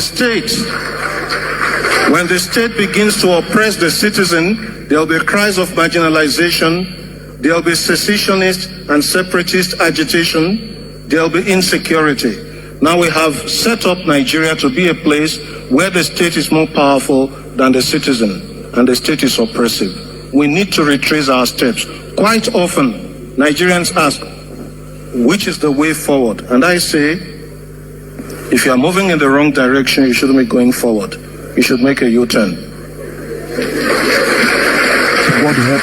Welcome back. This is Radio Biafra House of Service coming to you through Radio Biafra London. You know, what annoys me with Nigerians is this.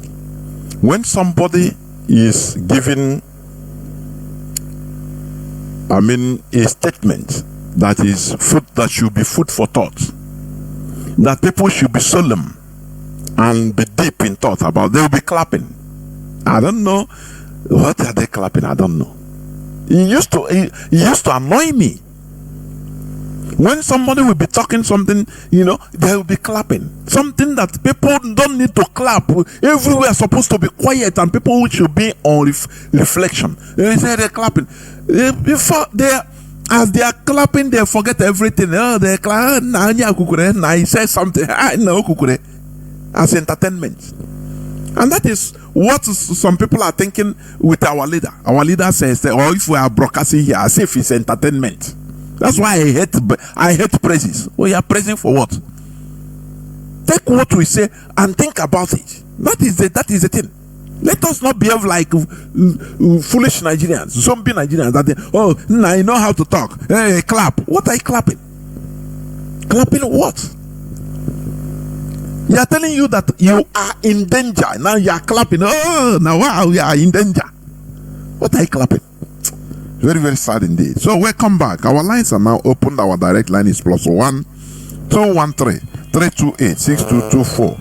I repeat, +1 213 328 6224. Our WhatsApp and Signal line is +61 405 142 547. I repeat, +61 405 142 547. I have a caller already there. Caller on direct line. Caller on direct line. Welcome to the program. Can you hear me? Caller on direct line. Yes, I can hear you. Yeah, Mazi, please go on. Okay. My name is Tukwe Manuel, and I'm speaking from my location. Thank you once again, Mr. Louis. I greet my leader, our leader, Mazi Kano, a man who set up this platform to expose so many things that was hidden under the roof of heaven. I greet you once again. Yes, Jonathan. Today, as always, I wonder why in Nigeria, when a serious matter was treating, instead of people to keep quiet and be sorry for themselves and their situation, they will clap for hands, and that's the end. That's to show you how stupid the black people have become. After clapping the hand, that's all. Yes, you see these people Fulanis.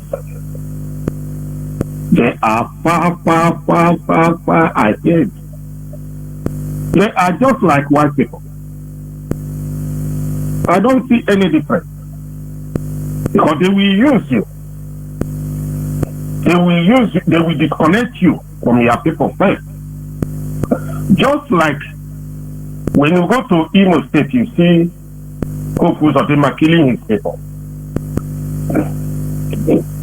They have already disconnected him from where he come from. He's the enemy.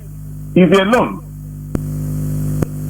And whatever they told him to do now, he must do it. Or else, he deal with him seriously. If you go to Kofu Sotima now, Kofu Sotima is in danger. Because Yarandi Beha Wood, Yarandi Fulani Bina Wood, the same thing goes to Asari Dokobo. The same thing goes to all these saboteurs. If they use you, after they have got what they want, they will kill you. That's the Fulani for you. Exactly. We hear about Aponya in Kwara State. He's a Yoruba man. When the time came, when they use him finish, they kill him and they kill the children. And that is exactly what saboteur is all about. Some of us who have learned so much on this platform can speak boldly without minding for people to hear. I think I'm the kind of set up this platform for people who have brains to talk. So speak. Honestly, when I come to record to Boa, even a Roman Catholic, or cactus. Cactus are in a church, in a mission ever. Or they can only work a deputy reverend father at church.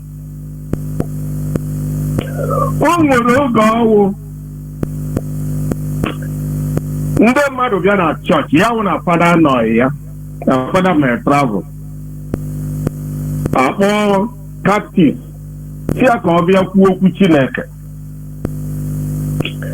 Cactus bịa bilie weta Bible tụgharịchaa Bible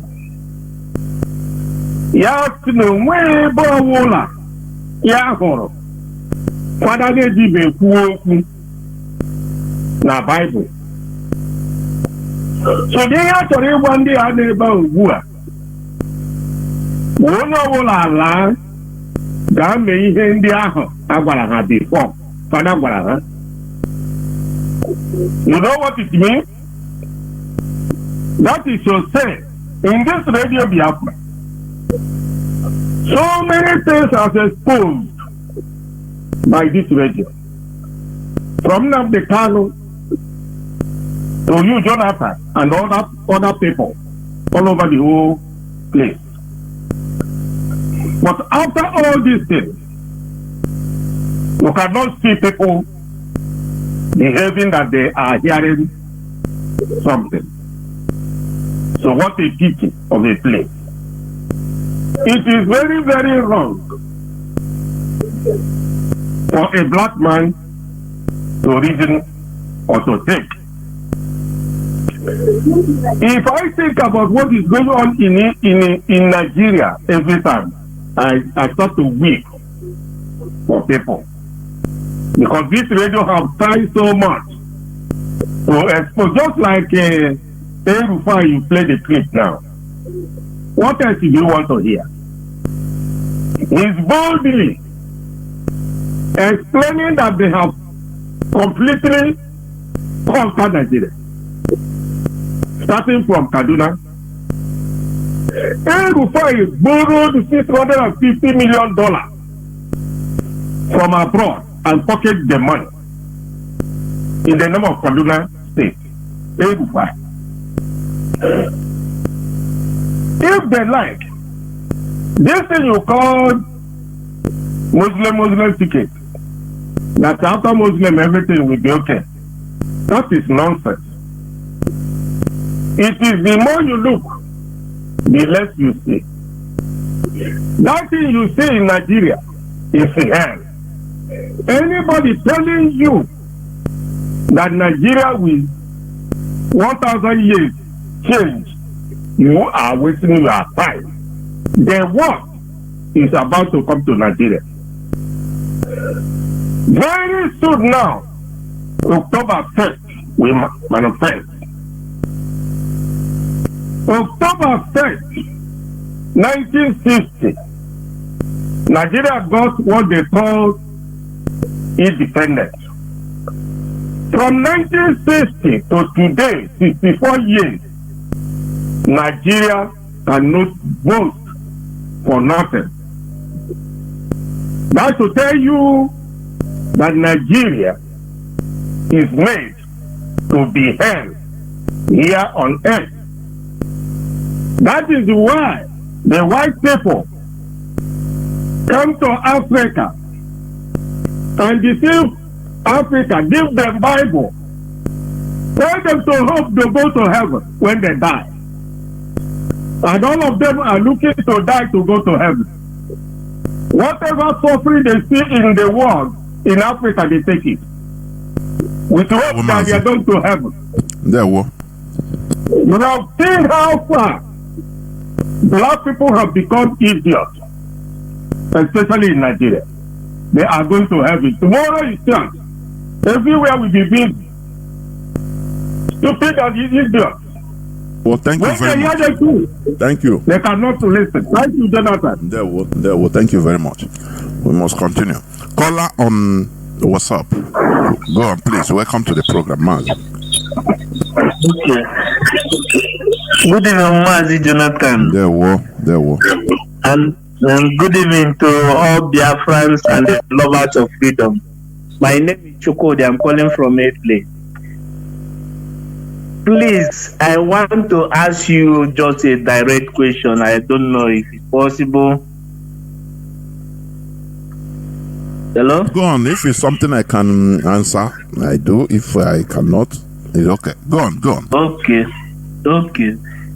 Based on your analysis this evening, what you said about Igbo politicians and the way one of our sisters respond to what they are doing to our people, and the Nigerian senators immediately, they don't even waste time and they responded to it, including Igbo politicians. But I want to ask you, in your own opinion, do you think that Igbo politicians don't know what they are doing, or they know what they are doing? Mazi, they know what they are doing, but let me tell you something. They are hard there. I am telling you. Some of them, they know. They are helpless. When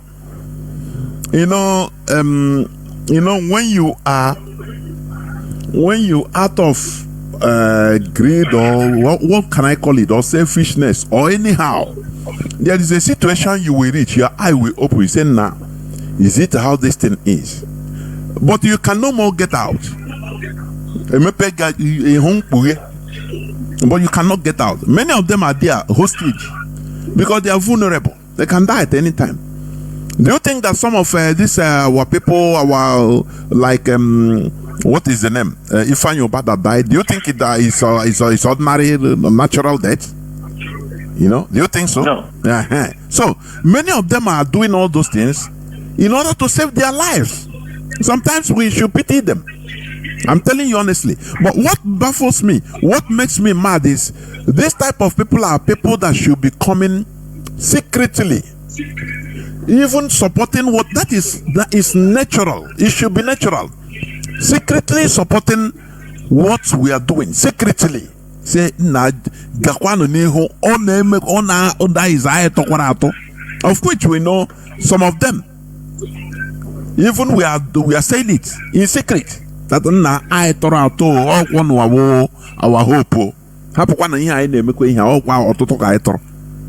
So that is it. Because if any of them is individual, our people, we don't understand what is cohesion, and I mean defending ourselves.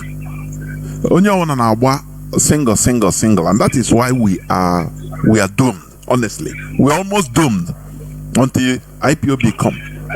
Any person that falls, nobody cares. All others are no. But once we are unified, fighting for a cause. That is why if IPOB makes a statement, makes a move, Nigeria will be shaken because they know that we are highway group. That is it. But these people, many of them, they know what they are doing, but they are in a messy situation than you think. Mazi, go on, please. That's what my view. There. Okay, thank you. And the only question I have to ask the Igbo politicians is what one of the American black activists said, Malcolm S. He said, who taught you to hate yourself, to hate your race and the color of your skin? Because that is what we are passing through now. Like as you said, if they have conscience at all, they would have been coming secretly to make sure that they save their next generation, because we are not talking of them anymore. So that is it. And again is that it costs us a lot because we left our ideology. I cannot say that there is no ideology. We have ideology, which is Biafra, which our ancestors died for it. But we came out and the People's Club, that is why we are in this messy situation today. That one aside, again, there is another thing. Even this the worst thing that even pain me is that these people we call our intellectuals and all these Igbo prominent personnel here and there, like Ngozi Iwu and Chima Amanda, all of them. Could you believe that these people, they travel around the world and see that how the world is changing, everything is happening? They couldn't even come back and tell to their people now, say that we have to, have to help the system for us to live as a human being. The same thing, so-called our bishop and the reverends, they came to here, they're doing this, and they see how things are going. They can never come back and tell and how to organize their people. Now, Mazi Nnamdi Kanu come now, after everything now, even for them to support him is a problem. You see what we are passing through. Now, in the religious aspect, now, we just swallow it. Since I'm a million and one day when I watch now, a million and one, I want I seen a white wedding. When I see in a traditional wedding, no, that. So you open and buy a name. So that is all I have to contribute. Thank you. God bless you and God bless Biafra. Thank you. There were Mazi. That's it. People that are, I call our people unsaturated carbon. Anything you come in contact with, you must envelope it and be part of it and take the form and continue. Instead of being original. Yes, we have our value. That is what we are trying to restore. They destroyed our values. Britain destroyed it, number one. They now use Nigeria to maybe in Kefrafo they destroy the remaining. That is what we are trying to restore, the pieces of our lives. Caller on signal. Mazi, can you hear me? Mazi, hear me, Chris. Are you there? Can you hear me? Caller on signal. Can you hear me? Mazi, hear me, Chris. I can hear you. This Mazi, I can't. Mazi, your voice is not yes, now your voice is coming out. Go on, please. Okay, Mazi. Yes, Ganiru now.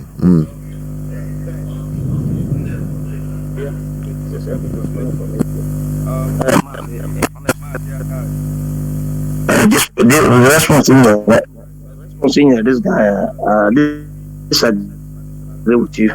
Honestly, I must say it. I disagree with you. For me, they don't know what they do. They don't know what they are doing. For me, I will give you my own opinion why I say they don't know what they are doing. We are human beings. The only thing that we are human beings and by nature we are animals, like animals in the bush.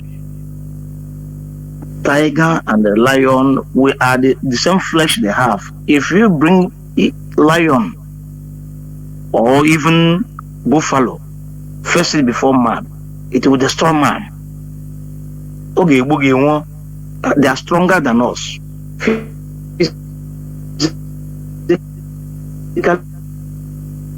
But what makes difference between this animal and human beings that it gives you the sense to use an object to attack that lion.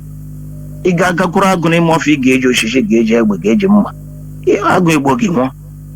a dead person. But once you use an object like this, sure, they must strategy how to follow it. You can defeat it.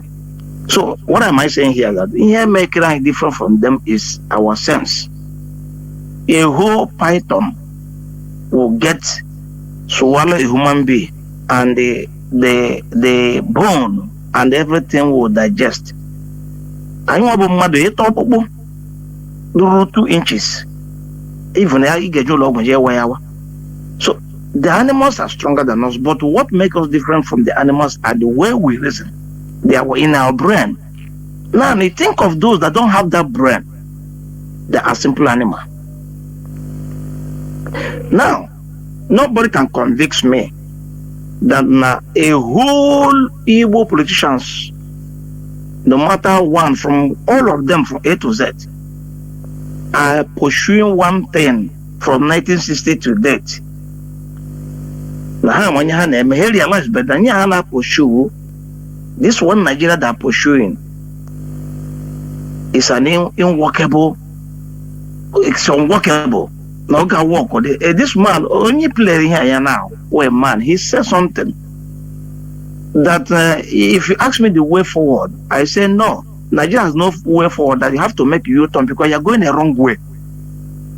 Then, if you are moving with car, you live in the Western world or in the America or whatever, you're moving with a car. You see that the direction you are going will lead you to the sea. You fall into the ocean or a bridge that is cut off. And you are meeting signs along the way going. You are seeing those signs that this is danger ahead. You continue going. You are to perish. All you do, if you have opportunity, you make U-turn.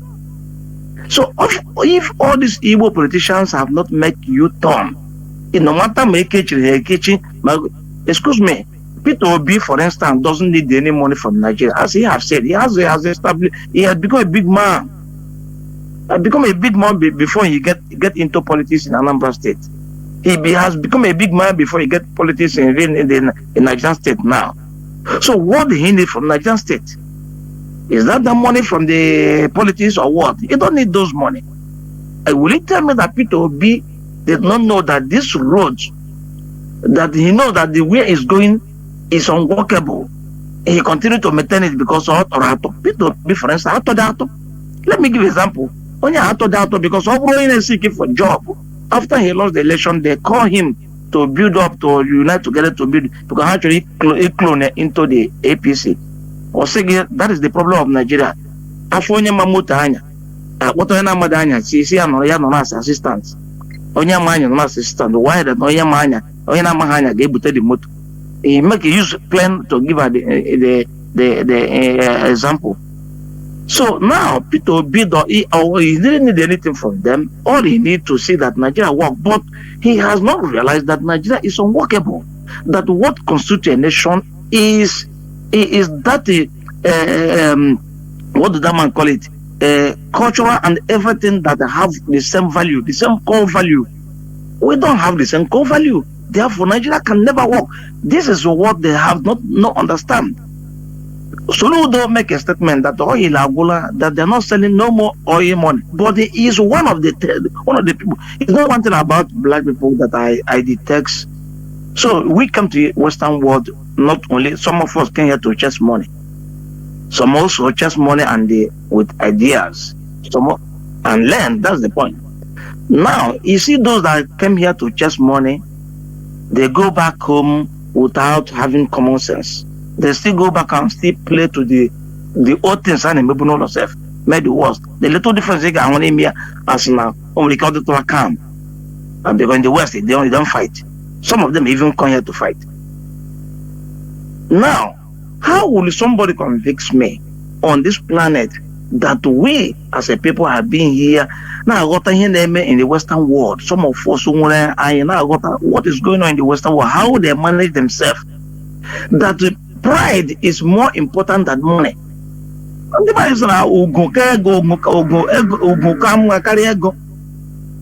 Your pride, that even if I'm hungry today, you decide to call me as I'm here. You know, the Italians, they used to call us some words here. They show Japoy Negro. Some of them, those dudes, I be wrong. But some of you, we cannot get in a road and when I talk, can I hustle? Somebody will get, oh, Negro, Negreto, he call, insult you and give you money. And the person said, when you have some woman hustle, the money can come. That is foolishness. When you present yourself in this manner, I tell you, go far from Kulo with your money. I don't need it. Go away. That is the value. So nobody can convince me that somebody on this planet on this one. Then when he can sit down, think here. Is there anybody in Igbo land now, any politician, even those in the anywhere are fighting for one Nigeria to be better? I heard what Emeka Anyaoku said last time. These are the people that are fighting for one Nigeria for since 1963 dead. Something you have fought for. Something. Let me tell you one life story of mine. During my school time, during those days, I was in Onitsha studying in Obiana Zone Memorial Primary School. Then at the tender age then. Then after school, then we went to go and get clear soil to mold some craft for other things. We went close to Nkese Palace, and through that Nkese, there's a connection of water stream moving to River Niger. And my friend called us, let's go and swim. We went there, continue swimming as little as I am. So, but there's a joint he wanted to cross. He crossed that joint. And I tried to cross that joint with him. I couldn't be able to. One, I tried the first one, second one, third one. Once something came inside my mind, I said, can't you see that this place, the weight or the speed of the heavy of the water flowing here is you don't have that weight to cross it. If there's any mistake you do, this thing will take it off. I run away from the water. This is how somebody, I'm not promoting myself, but this is how you do things. You reason things and understand the situation you are. Our people in the politics cannot tell me that they are working for one Nigeria, that they have not seen that they insist from the declaration of Nigeria. Being Ojukwu have said it, that we have tried our best to live in Nigeria, designed by Great Britain. And it's time to revisit it. This is what statement he made before he died. Few years before he died in America. All of them see it. They see it on TV everywhere. You tell me that they know what they're doing because they have been. If you don't become politician, don't you have, okay, let me give you, P2B is a practical example. You don't need any money, you don't need position. All you need to do, he wants Nigeria to work. But he cannot see that they gather together to push him out of the government. He will now hope for now in 2027. And the same thing will repeat again. Maybe he hoped for another 2031 again. By that time, let me come in a bit before you continue. Okay. Let me tell you, the situation of Igbo politicians is no difference with many or most other Igbos. Let me ask you, where you are in your zone, calculate how many Igbo people are living there and calculate how many are supporting what you are doing. It tells you all you need. It's not exclusive to politicians. That is the character of Igbo man. When you check many places, they are either they are the secretary of Nigerian community, or if they see you, fellow Igbo man, their brother, they will start onye Biafra, waiting to happen. Can you name about this and that? What are you going to say about it? Is it only mostly for politicians? Is the character of the people? Then that is something shows that we are ignorant of what we are doing. No, sometimes. No, they know. Sometimes they sometimes. Let me tell you, because for me that is my own conclusion. Okay, because when you look at if people they know that everything is bad, but many don't want to even contribute to their efforts. I'm saying effort in what we are doing, in order for us at least, what am I going to do? Instead, you see the person that is calling Biafra now, he know they contribute nothing, he know what is going, but after he will be the first person to start complaining to you. Now, like here, they call me, say our village, this and that, waiting, we're on a day now, yes, say, waiting good, then I'm on a send. You sometimes you want to feel mad about the character of our people. So why am I telling you this? It is not only our Igbo politicians that are doing this provocative work. I agree with you. This person that is ordinary, he can grow tomorrow and become a politician. So the same mentality.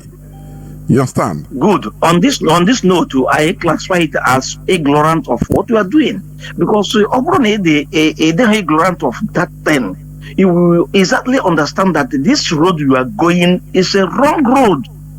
That's the point. The way the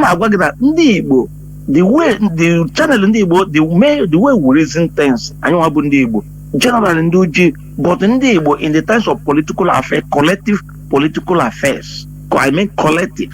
What the other individual now make a plan one, sort his way out and make it better. But all as a collective that will benefit from 2 days ago, yesterday, I think 2 days ago, I was in Rome and I met some people and I talked to them.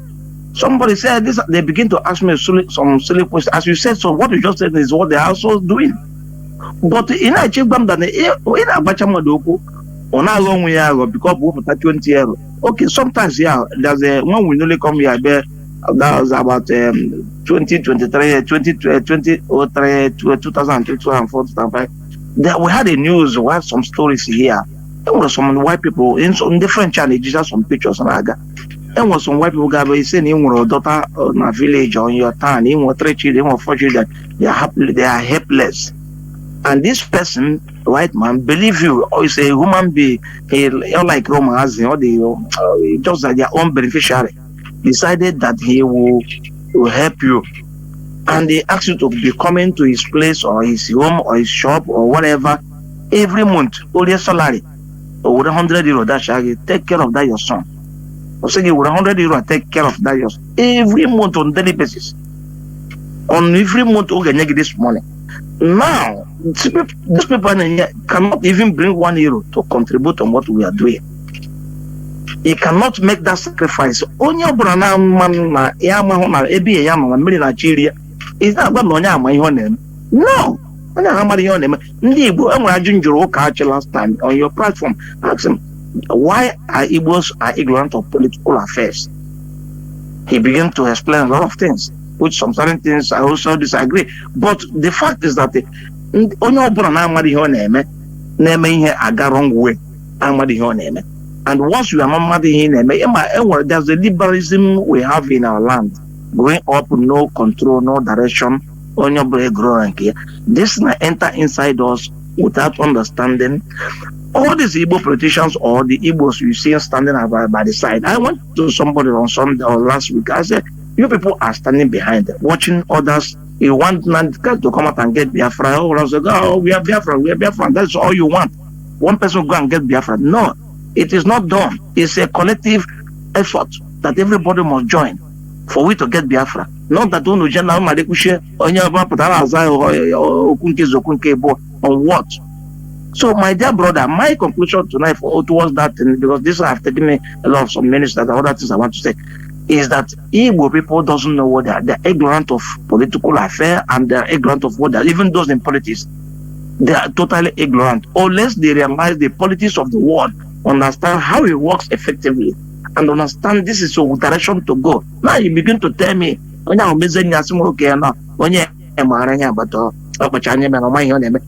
of situation forcing to do it.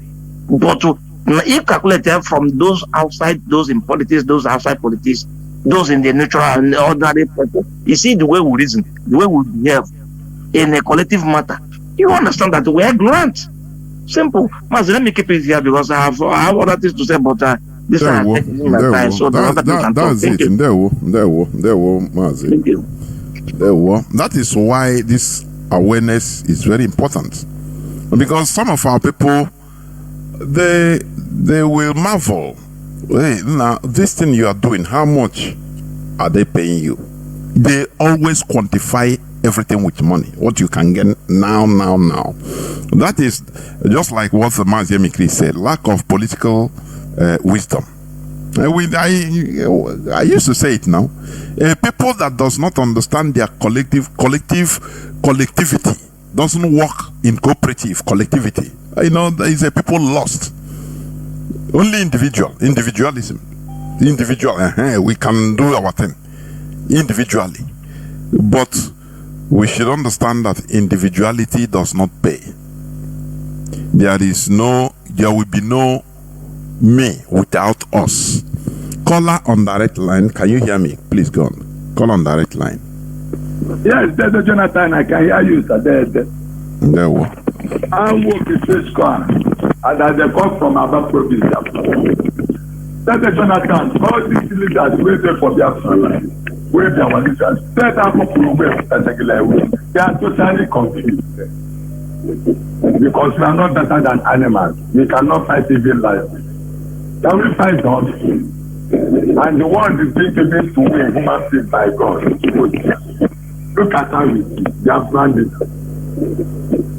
Dr. Jonathan, over how many years my boy just did have a last week. All these leaders don't want to let us free there. All these our leaders. We bring death for which they are people that are the target. Allow us to be free at the heart of us. That they will be our governor. Our leader, they don't have the kind of thing you need to stand as a defeated at the point of death. All these leaders are abandoned. That's the Jonathan, the case that they mother would check. The most important thing that they is that they move 24 to 50. Any company I did that. Now, yeah, we don't want to say so. Can I know back another record company? So that pretend we say that we are not talking about PhD. That's the Jonathan or watch it. We are using common sense our personality. Yes, yes, we talk a set car away. Where is my leader? Oh, that's the Jonathan.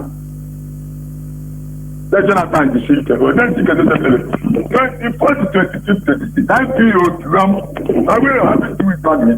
How many years? And I'm working. It's like I talk about no time. I get free. Bullshit. That's Jonathan is shaking. God is surprised there. Oh, my woman can care. Don't be deceived by any pastor. All the dead. I do a Hannah shower. Let them do miracle for us to become pastor.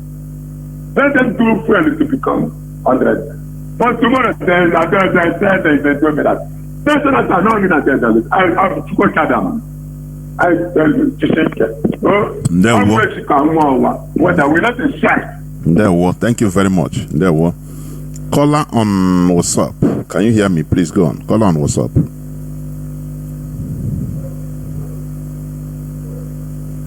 Caller on WhatsApp. Can you hear what I'm saying? Please go on.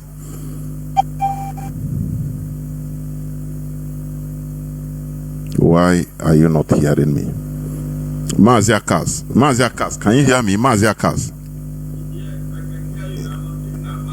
Okay, signal. Is it? Okay. No. Are you on signal? No, you're on WhatsApp. You're on WhatsApp. Please go on. You're right. Yeah, because the signal before and later I got the decision from WhatsApp. Thank you so much, Mazi Jonathan. May Chuko Kabiama continue to bless you, give you the ability to continue to do this work, because sometimes it's frustrating when you are speaking to a race and at the end of the day you still see some of them behaving as if they don't hear. But we thank Chuko Kabiama that there is this radio which by the special grace of God we can gather and keep on hearing every blessed day because anything you keep on hearing every day controls the affairs of your life. We are now not the same the way we used to reason before, and I don't think there's anybody that can change our mind or our character for what we are believing today. And this is why Nigeria has found it so difficult to, to distract our attention in what we're believing by, restoring Biafra. Fellow Biafrans, lovers of freedom, my name is Mazi Akas. I'm calling from Austria. By the special grace of Ezechukwu Kabiama, I am serving the indigenous people of Biafra as IPOB Austria National PRO. Mazi Jonathan, for all that you have said today from the beginning, which was started listening from you, till this moment where we are right now, it is obvious that in my own conclusion, I will tell you 100% that what is happening in Nigeria is something that every politician in Nigeria knows, that this country is sustainable. Nigeria cannot be sustained. This is the truth, and they know that this country is going to, scatter one day. This is why anyone that finds any opportunity to be in a position to steal money, they steal it without even any conscience. They steal it even if you give them opportunity to even. We just as the way that have used sold the oil in our land ahead of 10 years or 15 years time. So people that are drilling the oil now, even Nigeria is using the oil they are drilling now to pay for the one they have borrowed before. So this is why this country cannot sustain. It cannot continue to exist, whether they like it or not. There is nothing. If it's one of our senior brother those days, he said Nigeria has no mercantilism. There's no way you can repair Nigeria. If Nigeria is a tattered cloth and you want to patch it, you will patch it from now to the kingdom come. Mazi, you were saying something before when you said that sometimes they are ignorant in what. Mazi, believe me, I don't believe that these politicians are ignorant of what they are doing. They are purposely doing what they are doing because they think it's the only way out. Because this thing they are doing today did not start. When these people have emulated from those that have come before them.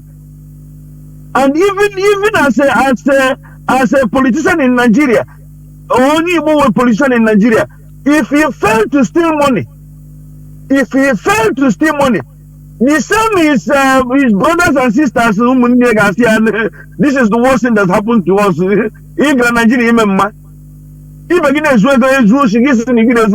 This is how Nigeria has become.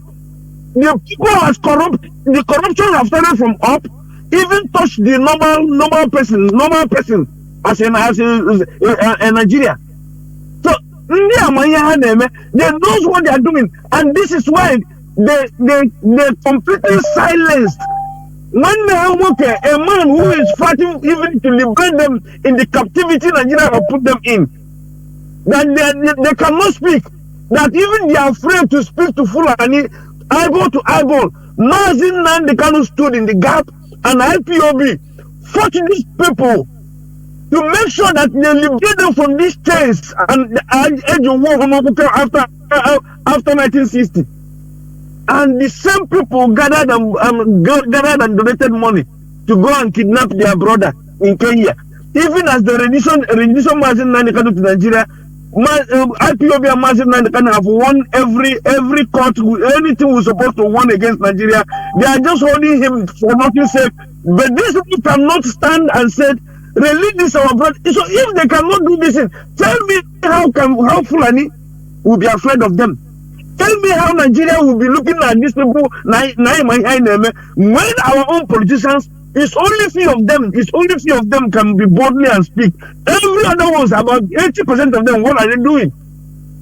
Now, see, the truth about it is that we must continue to preach this gospel. It doesn't matter how Nigeria government is trying to, is trying to turn their table upside down, or to want to just make you see IPOB as if we are into criminality. Quit the whole world know that we are fighting a just cause.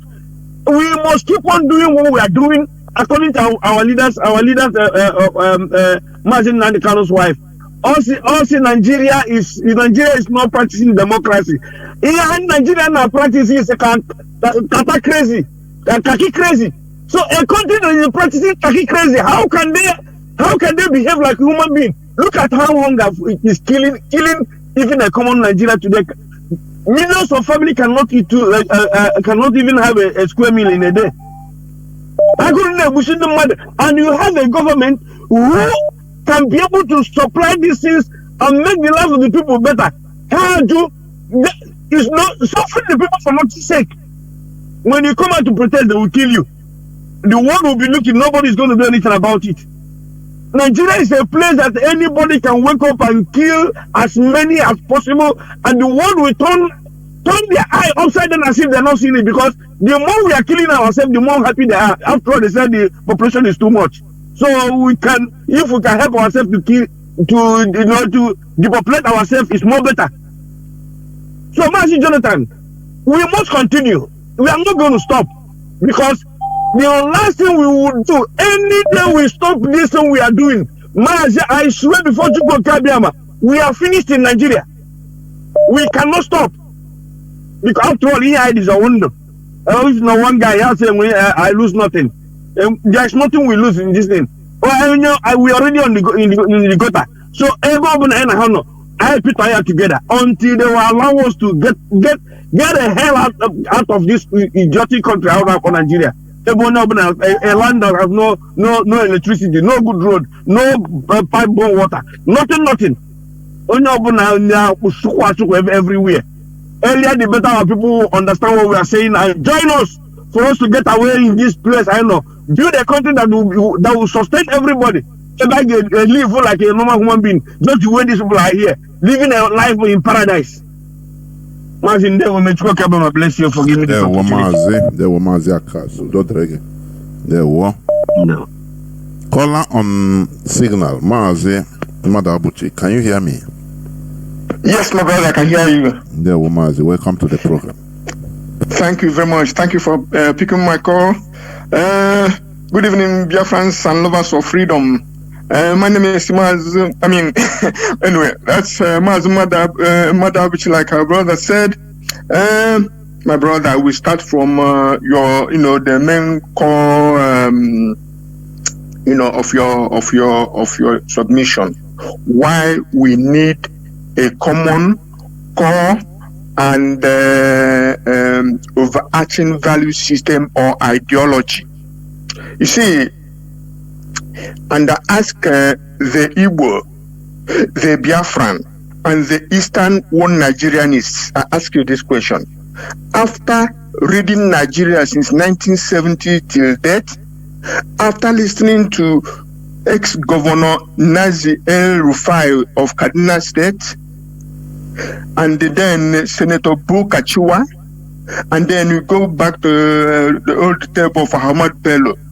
After seeing the Fulani design for Nigeria, after seeing the 2023 general election, the 2019, the 2015 general elections, do you still believe that your voters registration and PVC will ever deliver the president, the senator, the House of Rep and governors, etc. in Nigeria? If your answer is positive, then you are delusional. If no, in the negative, then what is the solution? It is no more the case of you don't like IPOB, you don't like Mazi Nandekano, you don't like DOS, etc. They are harsh in their words. The point here is that we are facing existential threat. And then, what do? We need to coalesce or converge around a core central, common, and overarching value system or ideology to survive and to find shelter and protection. And you know, our brother Jonathan used to say, and we believe that only all IPOB family members, we believe that the only solution that will give us that protection and the potential development and peace in our lives and in posterity is Biafra. That is our ideology. Know this and then you'll be safe. Know this and you have peace. And like our brother Jonathan used to say, make contact with any IPOB principal officer. I would say make contact with the IPOB leadership. But any IPOB principal officer you contact, you say you need to contact with the DOS or people on top. You must know one DOS phone number or even what do you call it? Detail in the social media. However, you will contact people that matters, that somebody who wants to give tangible support for posterity. Because you are now, you maybe have children, you are married, or you're still going to marry, you have children. What kind of country do you hope to live or for them to live when you are gone? Or while you are alive? Because So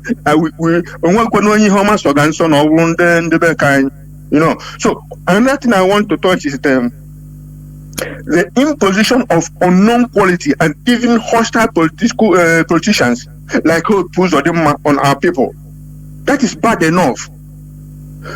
But the clergy of all denominations, I'm not specifying any group because all of them do it. The clergy who are trusted and respected and are supposed to be the conscience of the society are hobnobbing, whining and dining with the known usurpers and criminals, thereby justifying and even normalizing the way through which they imposed them or they emerged, thereby weakening the masses who need their support, that the clergy's support or the church's support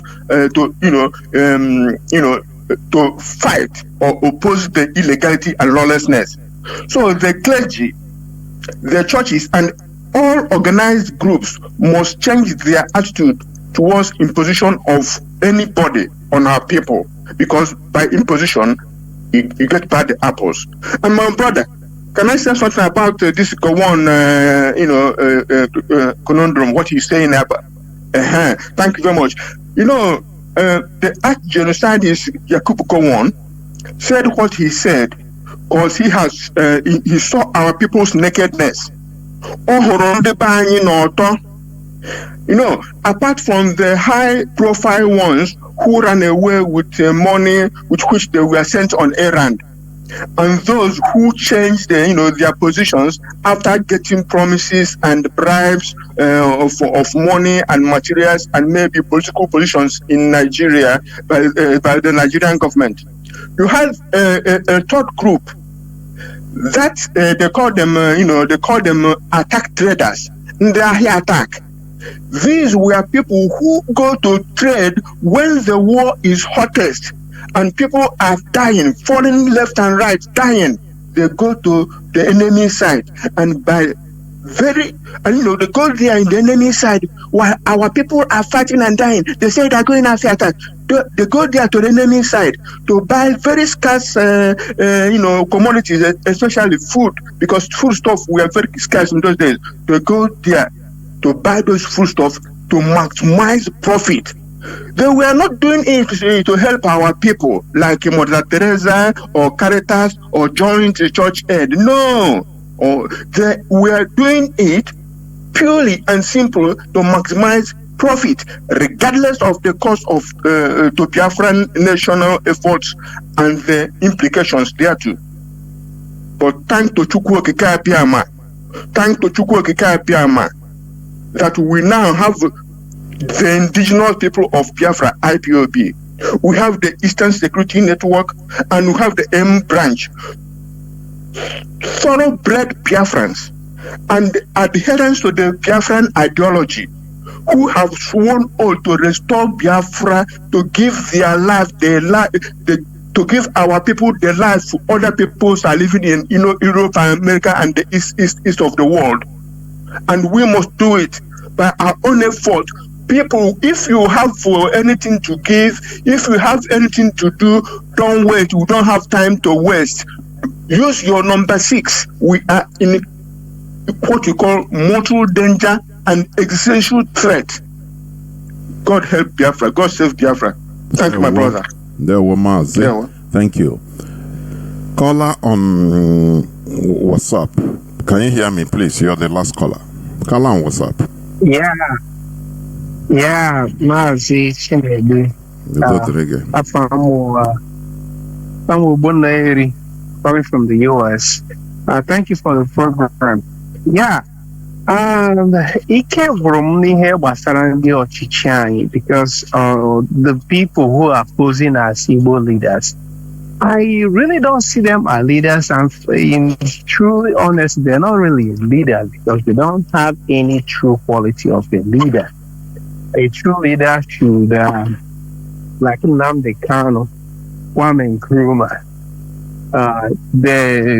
they'll be willing to go to prison and die for their cause. I don't know if anybody besides Ojukwu in those days, Achuzia and Waforis, all those people. That's the time we had leaders. After the war, man, we didn't have anything again. And the leadership is built around an ideology and a principle. So they are not they're just chances. It's an opportunity for them, and they're willing to submit themselves. And that brings me to issue of somebody like P2B when he was lamenting about foreign nations contacting him, giving him a deal with a president. And he came out shocked. And I was shocked myself. You know? That's who know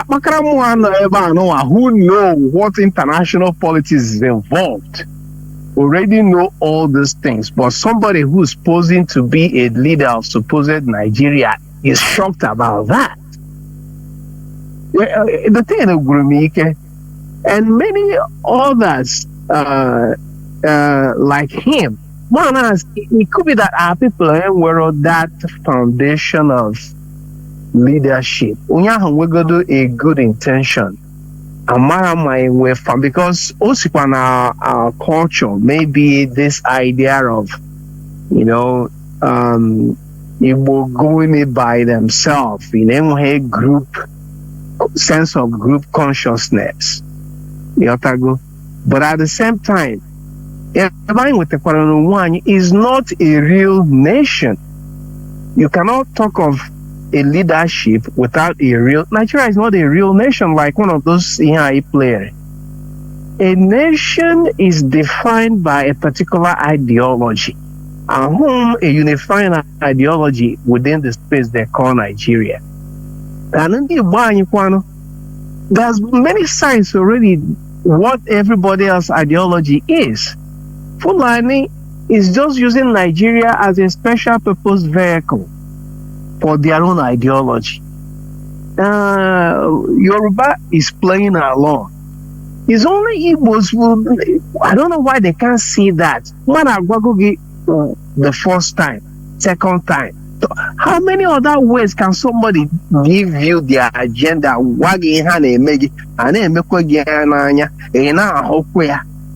it don't change? Because there are many other instances and they use that special purpose vehicle as a cover. Even Christianity itself is a special purpose vehicle. I got one Chinese the Christian, but they know who they mean when they say Christians. For you, they're just giving you a label in order to use you to carry out their purpose. Now, America, the same thing is happening with the African American minority. You are now minority, small business association for minority business. Imagine including that minority. White women are a minority. And then when they finally bring out that load, minority, my black, my Asian, they will exclude blacks. enye nwaanyị onye ọcha di ya nwoke onye ọcha jere ahịa were register business, enye ya the loan, but Unucha bụ minority. The same thing happens, like you said, in the north. We are north. But take a Chanama, a Burulano, be all Fulani, you know. And Igbo people, I wonder how they smart, they would have played the same thing, like say, okay, east. Akpog is southeast, you refuse. Say now you know Chabu east. Akpog is south side, you refuse. You know Chabu east. Now they have done it even worse. And Akpog has south. And then Chabu north. And then Chabu south. Man, okay, how do you accept that you're south? Are you south as a Yoruba? Or are you south as Igbo? Or are you south as a Jo? So, then comes over okay. The first one in the north, can you know as a south? Then Unabia does it among Yoruba and Jo and so on. That's it. Mazi, the Fulani every other Nigerian I'm telling you honestly. Do you know that for the rotation let's go to the Nigerian unwritten gentleman agreement as they did, rotational presidency, north south. You know, they say Nigeria is formed under tripod normally. But after, when it comes to this presidency of it, now the North House is saying that the South have taken their portion in the presidency. Now, after Tinubu, if we go back to the North, the Fulani, they are playing everybody. I am telling you. Everybody. When they look at the so-called leaders, Nadibo say, I see all these things. Why can't people and the rest of them see it? That ain't going to and then you still want me to join you now, one Nigeria. That's why they infuriate me. If me one Nigeria, God can have Soria they play dirty. They can only play dirty. How come my Biafra? You know? So thank you very much. Thank you very much. You don't drag it. You know, there is this this is where I'm going to switch off the phone. There is this very, very bad, evil mantra that our people we used to have. If you cannot beat them, you join them. It's one of the things that is also deceiving us, shaping our mindset. When many of our people, when they look at what we are doing, they believe, in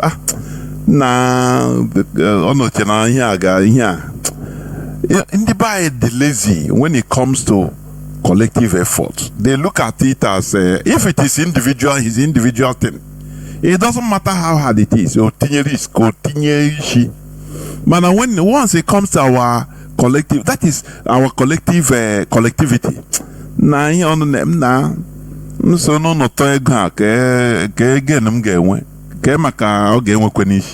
They start thinking in a discouraged manner. So the devil I see or I know is better than the angel I don't see or I don't know. The joy say if you cannot beat them, you join them. I join on them in Nigeria. Case. That is a fundamentally flawed mentality of our people, and that is why our people are easily deceived or discouraged. Easily. We fought a war 3 years or less and completely abandoned. Not that there is a reserve or there was a reserve, no. Completely abandoned and went back and started swimming inside the vomit we came out from. Complete, without even brain. That's why you say well, individually I want talent, but it doesn't make any difference. Our individual talents without collectivity does not make no single difference. I am telling you, does not make no single difference at all. All this boasting, it does not make it, because without organization we go nowhere. We end up even suffering ourselves and killing ourselves, eating ourselves raw, That's why the best thing, the first thing, you see, the wisest thing is to first of all build the garden. The wisest thing to do is to first of all cultivate build the garden, manure it. Now things will start flourishing. Individuals will start flourishing. Direct. But when we continue building only individuals, we end up being advantageous, beneficial to foreigners. You go study atomic energy, you run to America and study atomic energy, and you become seized there. They use money, hold you. You cannot go back to bring to at least to bring what you learned to develop your place. It's very shameful. It's very shameful. It is better to build a system, first of all, than to build individual. Because without a system, you cannot function in your place. Without a system, you cannot function. That's why we are always the victim. Because since 1970, no reaction. After the war, we go back to war Nigeria, and nothing, no reserve. I say we used to do something without no reserve, no plan B, nothing. Nothing. That's why all these our politicians, if you ask them, any politician that is your brother or your father or your friend or any, ask him, na ihe niile ọ na-aga na Senate, aga na Sorok, aga nke enwekwere ke ihe wụ our plan, collective plan, or what your plan. You will see what he will answer you if he's honest. He will tell you, say, everybody is going to look for his stomach, what he's going to. That's why the Fulani, they call them, say, these are businessmen. They are not politicians. Because politics is about collectivity. Are you hearing what I'm saying? How making decisions based on collective interest, not individual interest. That is politics. But our people don't understand it. We thought that politics is a business whereby you go, you buy and sell, you make gain, and and come dash one person, two people ego, now dash people ego, now also or chaga one. Okaume one. No, that is not politics. It's very primitive. It's primitivity. I'm telling you. Politics is about doing something or taking decisions or policies that considering the collective interest, collectivity group. Because taking your individual decision is very easy. You can rise up today and decide to do something as you want. But once it is a group interest, you cannot take decision like that. And as people's mentalities are not the same, you will have to take decision considering how people think, how these people behave. You will have to be diplomatic in everything.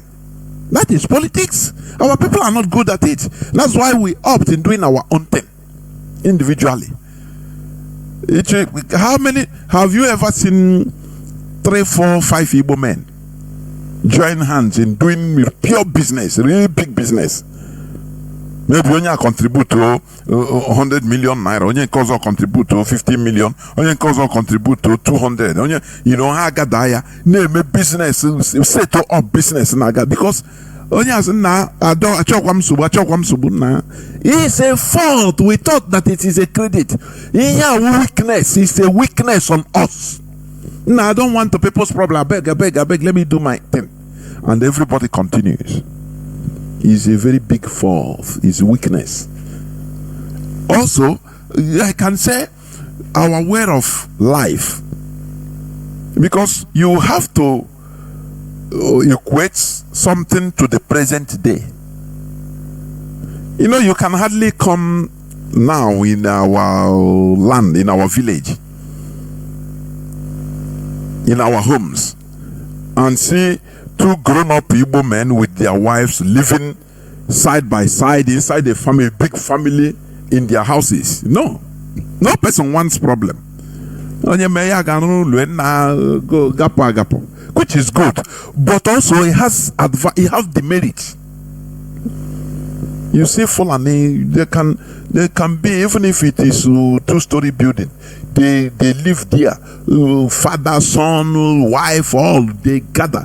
It takes it. You can be calling it, say, this is, but there is is teaching people living in a bunch and making. There will be problems, but you need to solve it. These are also some of our, I can say in my own view, these are also some of the things that are causing all the, because no Igbo man wants a problem. Instead of pouring, we always dodge problems. We continue dodging problems. I now dodge. No, I don't want a problem, I beg. Now leave him, let me go and build my own house. Now leave him there. Brothers, so that you'll be seen by far. You know, it's all of us. It's good, but there are things we need to be teaching ourselves. We need to be learning. It is making us, we don't understand the collectivity. We don't understand how to make decisions based on collective interests. Instead, everything is individual. Nah, instead of I beg, I don't want, let him carry his money go. Let me carry my money go. No, this is haunting us. We need to be pointing out all this. Where we thought that it is nothing, but it is something. In this world we are living, without being political set of people, I am telling you, we go nowhere as a people. Individually, you can be doing well. Look at our cities like Onitsha. Story buildings everywhere. 3, 4, 5, 6 story buildings everywhere. But look at the road, no organization. Look at the kiosks. Individually, people are doing okay, but there is no organization. That's it. That is always where it leads. But once we are organized, you see that even if people, you can cut people from even build, instead of only 5 people to have skyscrapers, instead everything will be distributed. Make policies, that will make most of the people to live well. That is it. These are things that we should be teaching ourselves. We should be pointing there, because when we castigate all politicians, we castigate ourselves too, and everybody is involved in this, because this is our character. So we must continue. Our brother said no going back. He said, where is the back we are going? No back, sir. We don't have any back. So how are you going to do? If you are driving a car that have no reverse gear, you must move forward, otherwise you crash. That's it. No going back. So we are trying to rebuild our ideology. We had ideology. It was first of all destroyed by the coming of the Europeans, completely destroyed. That is they destroyed us, our language, our culture, and imposed on us foreign religion, foreign culture that I na akweri si akweri. Here na call him in Galicia. Call him in that is 2,000, 3,000 years ago. The story they told us, and we are using it in this 21st century as a standard. Who does that? It's not our own indigenous religion. It's foreign. So good idea, Beacon. Good idea. Kaimana, that look, I will erase. We have potentials, yes, but our enemies, our detractors know us more than we know ourselves. That's why they don't want us to gather together. They don't want us to do things together. They don't want us to have collectivity, because they know that if we have collectivity, it will be that they will lose. You understand? That's why they're putting different divisions in our mindset, through religion, through government, through and increasing our greed, individual greed and selfishness, so that you don't listen to anybody. No person is a Unyawanam. So we always Unyawanam. It's a high time we have a retrospect and continue towards the restoration of Biafra. Biafra remains our religion, it remains our ideology. Therefore, as I said on Monday, our Lola will be here on air by 7:30 BT in order to address Biafrans. So be part of it. Thank you. From me, from here, it is simply good evening.